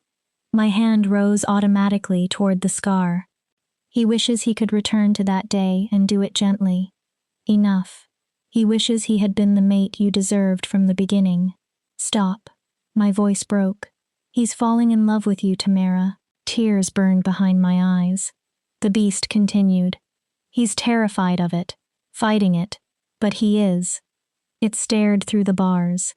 And he believes you'll leave the moment you understand what he really is. I stood. If you are truly part of Harry, then stop trying to hurt me. The creature went still. Because hurting me hurts him too. For several seconds, neither of us moved. Then the beast retreated. It crossed to the far side of the cage, curled its enormous body inward. When it spoke again, the voice was quieter. You're right. A pause. I'm sorry. Hours passed. I remained in the alcove. The beast remained behind the bars. Sometimes it paced. Sometimes it rested. And sometimes it spoke. Not threats now. Memories. Thoughts. Fragments of Harry without the armor. I learned his mother used to sing while tending her garden. His grandfather taught him to read through riddles, one puzzle at a time. His father became harder after Elena died. Ruler. He taught his son that love was weakness and control was strength, because admitting grief had defeated him would have meant admitting there were things an alpha could not dominate. I learned Harry sometimes dreamed of being ordinary, not weak, not powerless, just an alpha who could shift under the moon without becoming something trapped between man and beast. And eventually I understood something else. The creature was not separate from Harry. It was not another person hiding inside him. It was simply the part of Harry that could not lie, the part without manners, protocol, pride, or the defenses he used to protect himself. He's afraid you'll reject him. The beast's voice came from the darkness. When you finally see everything. The cruelty? Yes. The curse? Yes. The damage his father left behind. The creature's eyes reflected the lamplight. All of it. He thinks I would run at the first difficult thing? No. The beast shook its head. He thinks that little of himself. The answer silenced me. His whole life, Harry was told his worth came from strength, control, dominance. The beast moved slightly closer. Then you appeared and started valuing completely different things. What things? Kindness, persistence, intelligence. It looked at me. Keeping promises. I lowered my gaze. He doesn't know if he can become what you need. What I need is honesty. My voice softened. Effort. Someone willing to keep trying even when things are hard. I looked back at him. I don't need perfection. I've never been perfect either. You're perfect for him. I almost laughed. Even if the human half is too stupid to understand it yet. I did laugh then. Did you just call yourself stupid? If the judgment is accurate. Amusement entered the distorted voice. He spent weeks treating you like you were worthless when you were exactly what he needed. That seems fairly stupid. Maybe we're both stupid. How? I stayed with someone who hurt me. I looked toward the bars. I kept trying to prove myself to someone who had already decided I was inadequate. You stayed because you're strong. The beast moved nearer. No threat this time. You understand that real bonds require work. Its head lowered. And you keep your promises. Something painful tightened in my chest. That is why he's falling for you, not despite what he once called your weakness. The creature looked toward me. Because of your strength. Eventually, darkness began thinning beyond the small upper windows. The beast noticed first. It's almost finished. When the moon sets, I shift back. The creature looked at me. He won't remember most of what I told you. Should I tell him? That's your choice. It lowered its head. But everything I told you was true. How do I know that? The beast can manipulate. Its mouth curved. But it cannot truly lie. The first sunlight entered the cavern. The creature convulsed. Transformation seized its body again. This time, it happened faster. Fur vanished. Bones shortened. The massive figure collapsed toward human form. Minutes later, Harry lay naked on the floor of the cage. Human. Exhausted. Breathing hard. Tamara? His voice was hoarse. His voice. Are you there? I'm here. I stood. I'm all right. Thank God. Harry pushed himself upright. His entire body trembled. Unlock it. I approached the mechanism. Please. The lock released. The cage door opened. Harry stumbled forward. I rushed to catch him. There was no possibility that my small body could truly support his weight. He leaned against me anyway. You stayed. He stared down at me. The whole night. I told you I would. I thought. He stopped, then wrapped both arms around me. Thank you. His voice broke. For not leaving. I was terrified. Harry pulled back. But you stayed anyway. His hands framed my face. His eyes looked almost disbelieving. You're the strongest person I have ever met, Tamara Thornridge. Before I could answer, he kissed me. Not like the ceremony. Not possession. Not punishment. His lips were gentle. Tentative. Asking. I answered. The mate bond surged with a feeling I had never experienced before. Rightness. When we finally separated, both of us were breathing hard. I'm falling in love with you. Harry said it as though the words escaped before he could stop them. I don't know when it happened. He shook his head. Maybe when you solved the riddle. Maybe when you challenged 3 alphas over dinner. Maybe while I watched you rebuild my mother's library one book at a time. His voice became unsteady. But I am, and it terrifies me because I'm still learning how to be the mate you deserve, and I know I'll make mistakes, and... I pressed 2 fingers against his lips. The beast told me. Harry froze. What? It talked all night. Horror spread across his face. Tamara, what did it tell you? I smiled. That you think I'm beautiful. His eyes widened. That you regret hurting me. He closed his eyes. That you're afraid I'll leave. Tamara. And that you're falling in love with me. I rose onto my toes and pressed my forehead against his. Which is convenient. Harry barely breathed. Because I'm falling in love with you too. The expression that crossed his face made every terrifying hour inside that cavern worth it. Joy.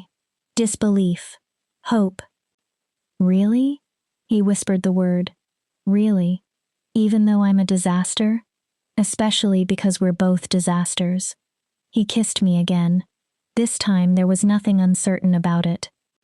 But it still felt chosen. Not taken.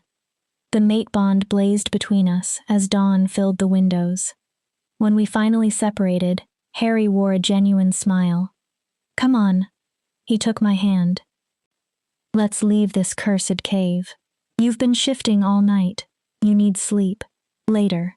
Harry, I want to show you something. His fingers tightened gently around mine. Trust me. And I did.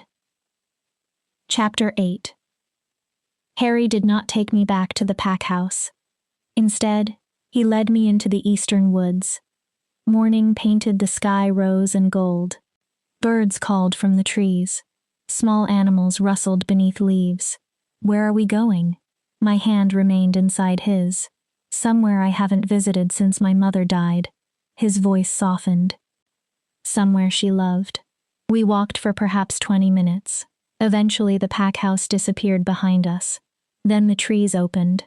A perfect circular clearing appeared beneath the morning sky. Wildflowers covered the grass. Ancient oaks surrounded the space like the walls of a natural cathedral. In the center stood a simple stone marker.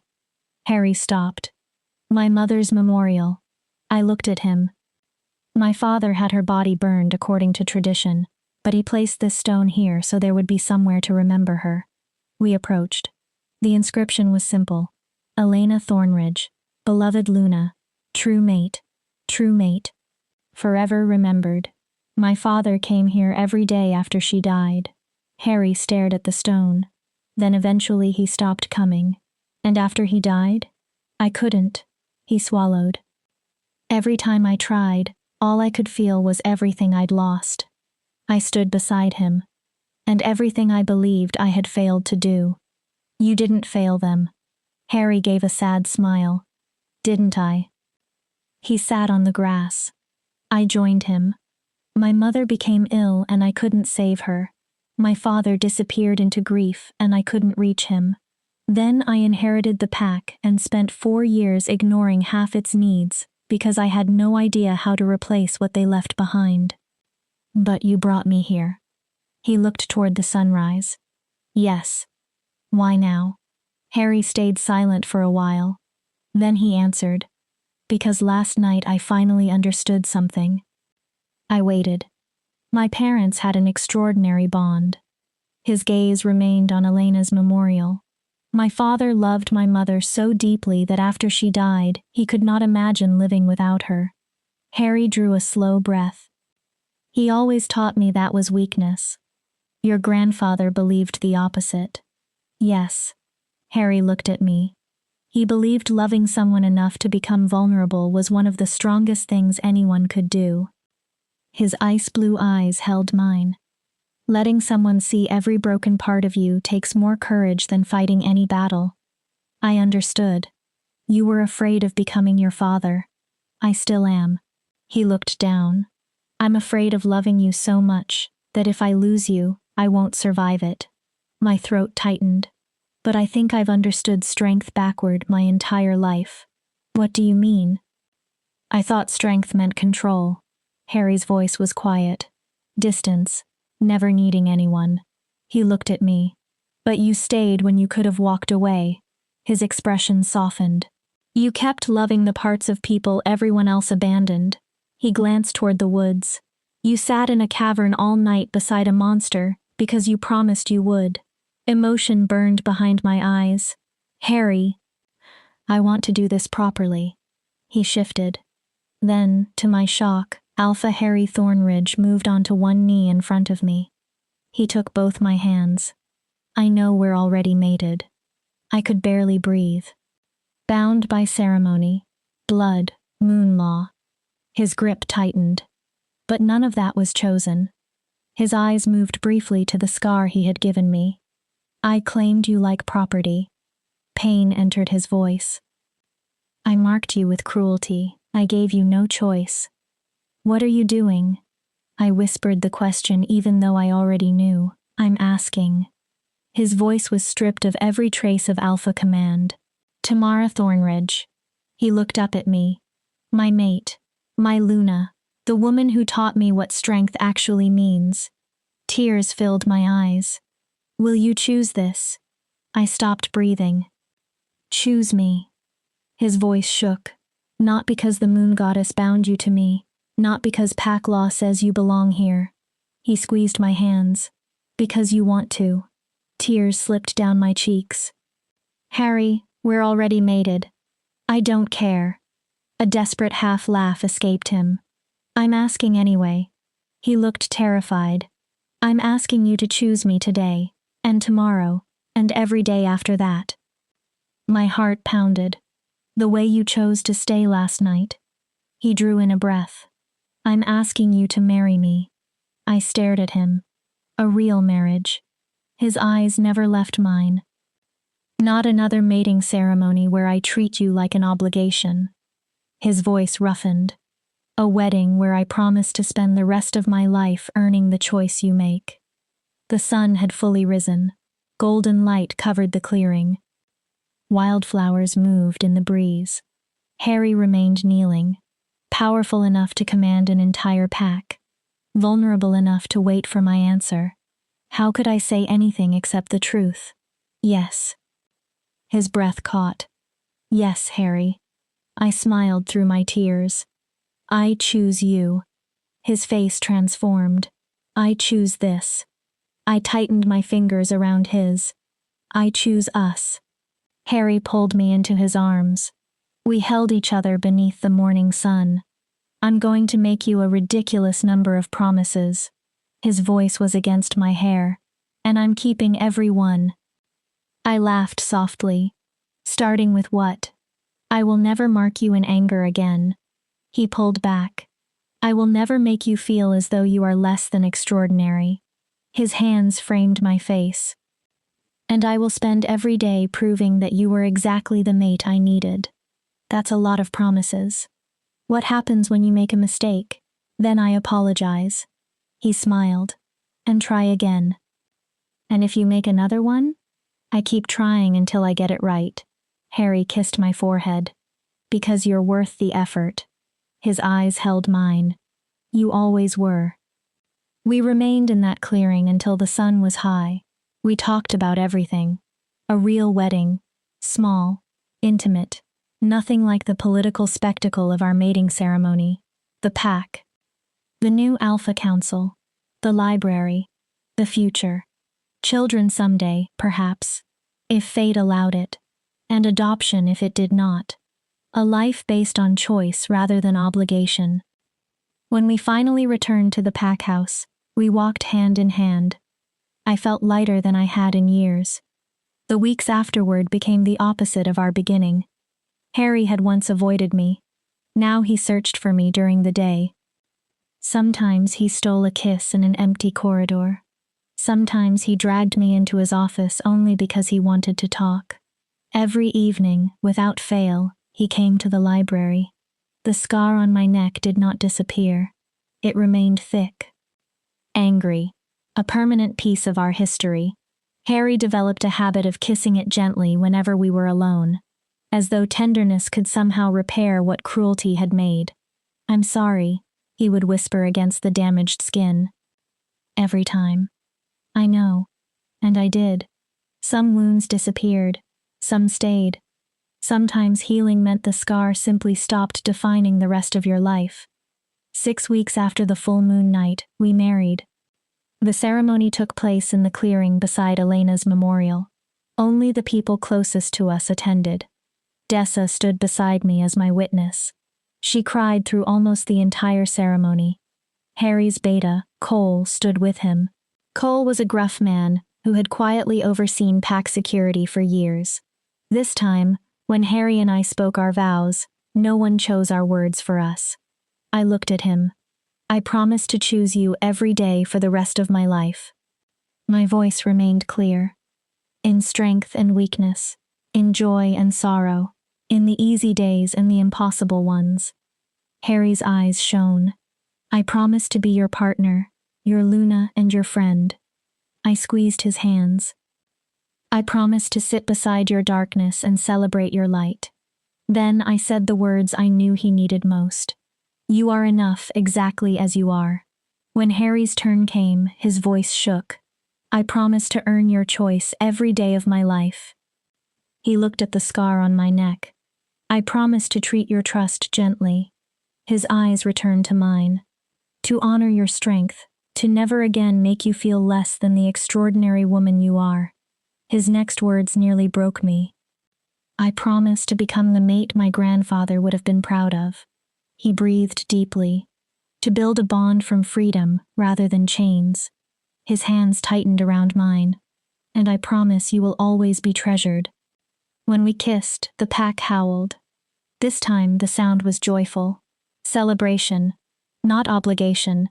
And when Harry gave me a second mark on the opposite side of my neck, he was slow, gentle, reverent. It did not feel like punishment. It felt like home. 3 months later, I was working in the library when Dessa burst through the door. Luna! I jumped. Luna, come quickly. What happened? I put down the volume I was cataloging. Nothing bad. She was nearly laughing. Just come. She dragged me through the pack house toward the main hall. A crowd had gathered. I worked through it and stopped. Vera stood in the center. She was no longer pregnant. A small bundle wrapped in blue cloth rested in her arms. Luna Tamara. She smiled brightly. I wanted you to be one of the first people to meet him. She adjusted the blanket. This is Thomas. I stepped closer. Thomas Harry, actually. My eyes widened. Silas claims it's because Harry's counsel probably prevented a future war. Vera smiled. But the real reason is that we both admire what the two of you built together. I looked down. A tiny face appeared between the folds. Dark hair. Perfect little features. He's beautiful. The words escaped as a whisper. Congratulations. Would you like to hold him? I hesitated, then nodded. Vera carefully placed the baby in my arms. He felt impossibly small, warm, fragile, perfect. An ache opened inside my chest. Not exactly pain. Longing. I still had no Wolf. My ability to carry a pregnancy successfully was uncertain at best. Harry appeared beside me. As he often did now, he seemed to know when I needed him without being called. His arm slipped around my waist. He's handsome, Harry told Vera and Silas. Your pack is blessed. After the congratulations were finished, Harry quietly guided me away. We had moved into shared quarters 2 weeks after our wedding. I had discovered Harry was surprisingly domestic. He liked everything neat, almost obsessively so. And he had an irritating habit of rearranging my piles of books when he believed I was not looking. Once we were alone, he closed the door. Talk to me. I sat on the bed. What? What is happening inside that brilliant head? I looked down at my hands. I was thinking about children. Harry sat beside me. About whether we'll ever have our own. Yes. He took my hand. Do you want children? I think so. I swallowed. Someday. But I don't know whether my body can do it. The old shame returned before I could stop it. I'm broken, Harry. His expression hardened. Tamara. No Wolf. Probably infertile. I looked away. You should have had a mate who could give you heirs. Stop. His voice was firm, but no longer cruel. First, you are not broken. I looked at him. You're different. That's not the same thing. He took both my hands. Second, I do not want some hypothetical mate capable of giving me heirs. His eyes held mine. I want you. Emotion tightened my throat. Only you. What if we never have children? Then we don't. Harry shrugged as though the answer were obvious. If we have biological children, I'll be grateful. He smiled slightly. If we can't, there are orphaned pups in every territory. I stared at him. Children without families. He touched my cheek. If fate doesn't give us biological children, we'll give a family to children who need one. Tears filled my eyes. You are enough, Tamara. The words struck a wound I had carried for most of my life. With or without a wolf. His thumb brushed my cheek. With or without children. Tears spilled over. You are enough, exactly as you are. I broke. Years of being defective. Unwanted. Less. Worthless. All of it came out at once. Harry pulled me against his chest and simply held me. I love you, he whispered. Again. I love you. Again. I love you. His arms tightened. Nothing changes that. Not wolves, not children, nothing. Eventually I lifted my tear-streaked face. Harry smiled. Besides. What? If we adopt, imagine how much fun we'll have teaching them riddles. I stared at him. We can become those strange parents who answer every question with a philosophical puzzle. A laugh escaped me. That actually sounds perfect. Good. Harry pulled me down onto the bed. Now you need sleep. It's the middle of the afternoon. I'm the alpha. I can declare mandatory naps. That isn't how alpha authority works. It does today. He wrapped himself around me. I had patrol all night. I'm exhausted. I settled against his chest. This is clearly an excuse to cuddle. Possibly. Is that a problem? Not even slightly. We fell asleep in the afternoon sunlight.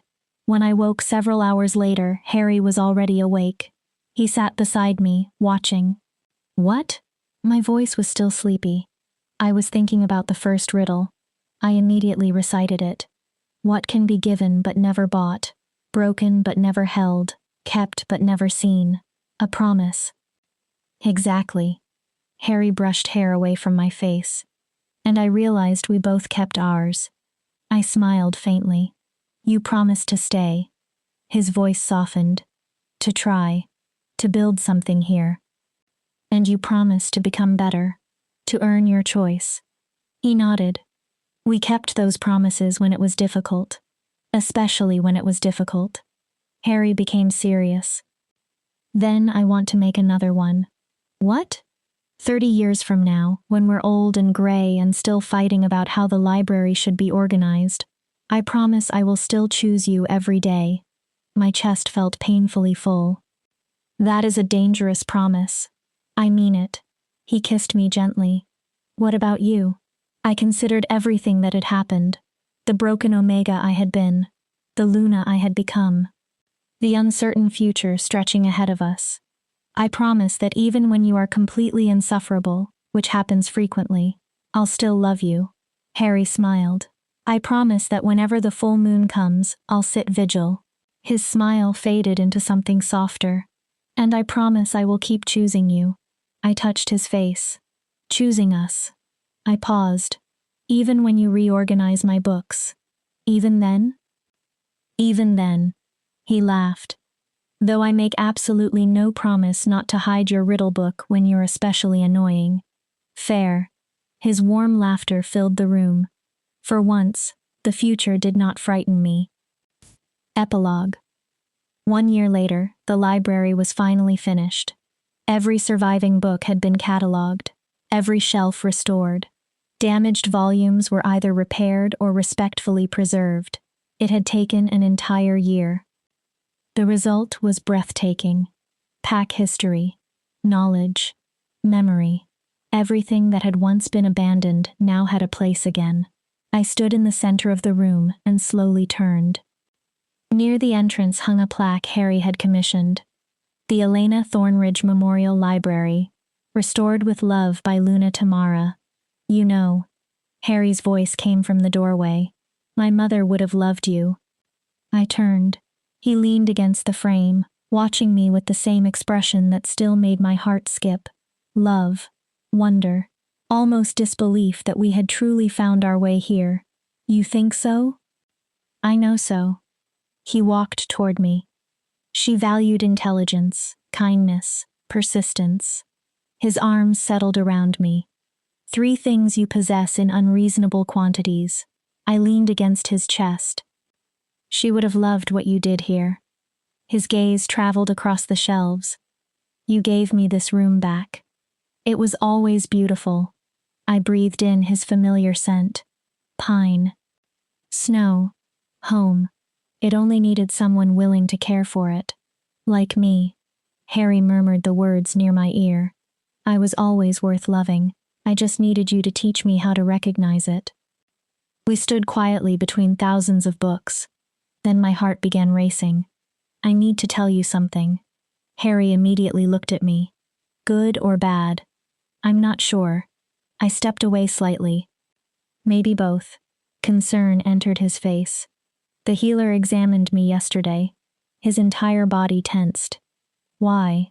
I haven't been feeling like myself. Are you sick? No.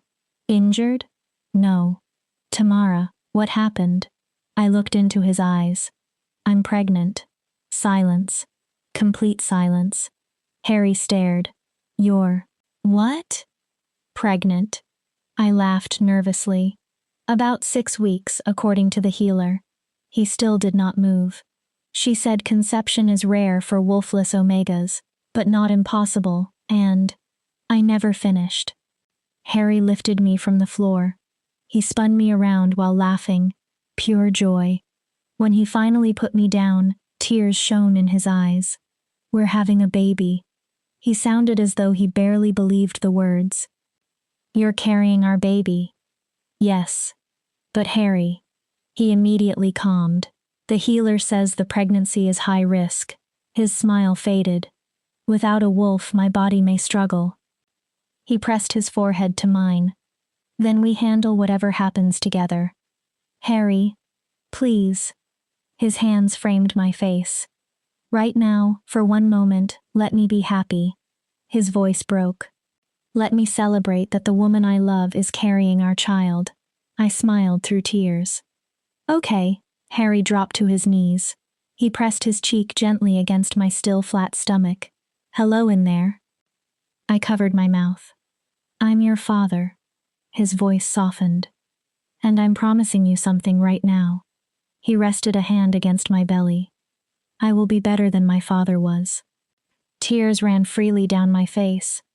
I'll teach you riddles. I'll teach you that strength does not require cruelty. He looked up at me. I'll love your mother every day so you grow up knowing what real love looks like. His hand remained over our child. And every single day, I will tell you that you are enough exactly as you are. I ran my fingers through his hair. That's a lot of promises. I know. Harry smiled. But I keep them now. His eyes met mine. I learned from the best. 6 months later, on a cold winter night beneath a heavy full moon, labor began. The healer had warned us it could be difficult. She was right. Without a wolf to strengthen my body through the process, every hour became a battle. Harry spent most of the night pacing outside the birthing room. Several times his anxiety became so intense that his eyes shifted and his claws partially emerged. Eventually the healer opened the door. She needs you. Nothing else. Harry was at my side immediately. He took my hand. Another contraction tore through me. I squeezed hard enough to bruise him. I can't. I gasped for breath. Harry, I can't do this. Yes, you can. I'm weak. No, I can't. You sat beside a monster for an entire night because you made a promise. I looked at him through tears. You reorganized a pack household in a month. Another wave of pain hit. You stood across a dinner table from 3 allied alphas and spoke when everyone else was too proud to compromise. His hand tightened around mine. You restored an entire library 1 book at a time. He leaned close. And you loved me when I gave you every reason not to. Harry kissed my forehead. You are the strongest person I know.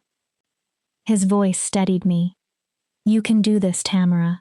Somehow, impossibly, I did. Our daughter arrived shortly before dawn, tiny, pink, and screaming loudly enough to prove her lungs worked perfectly. The healer laid her against my chest. I looked down at her face, and my entire world shifted. She's beautiful. Harry's voice cracked. He stood beside the bed with tears openly running down his face. She's perfect. His hand trembled as he touched her tiny head. You're both perfect. What should we call her? Harry became quiet. Then he looked at me. Elena. My heart tightened. After my mother. His eyes searched mine. If you're comfortable with that. I smiled. Elena Tamara. Harry stared. So she carries both of us. He bent over our daughter. Elena Tamara Thornridge. A single finger traced her tiny cheek. Welcome to the world. His voice broke. You are already so loved. That night, after the healer finally left and Elena slept peacefully nearby, Harry and I lay together in the dark. You know what I just realized? I turned toward him. What? The moon goddess answered my prayer. I raised an eyebrow. I asked her for a strong mate. His arm tightened around me. Someone who could survive being bound to me. Someone who could give me strong heirs. A faint smile touched his mouth. And she gave me exactly what I asked for. I'm not sure I qualify as strong. You are the strongest person I've ever known. He touched my face. I was simply looking for strength in the wrong places. He glanced toward Elena. You survived being bound to me when I was cruel. His expression darkened briefly with regret. You gave me an heir despite every obstacle your body had to overcome. Then he looked back at me. And you did all of it with more intelligence, courage, and grace than any warrior I know. So the moon goddess has a sense of humor. Harry laughed softly. I think she is simply much smarter than I am. He kissed my temple. Thank you. For what? For choosing me. His eyes moved toward our sleeping daughter. For staying long enough for me to become someone worth choosing. He held me closer. For giving me a family I never believed I would have. I smiled. Thank you for learning how to be chosen. Harry's eyes softened. For keeping your promises. I rested my head against him. For proving that a bond does not have to become a cage. We fell asleep wrapped around each other while our daughter breathed softly beside us. And in those final quiet moments before sleep, I thought about promises, riddles, choices, and the strange path that had brought us here. I had begun as the broken Omega punished at her own mating ceremony. I had collapsed beneath the weight of Harry's cruelty and everything I had been taught to believe about my own inadequacy. But I had gotten up again. I had kept my promises. I had chosen to stay long enough to build something real from the ruins of a bond that had begun without either of us understanding what love truly required.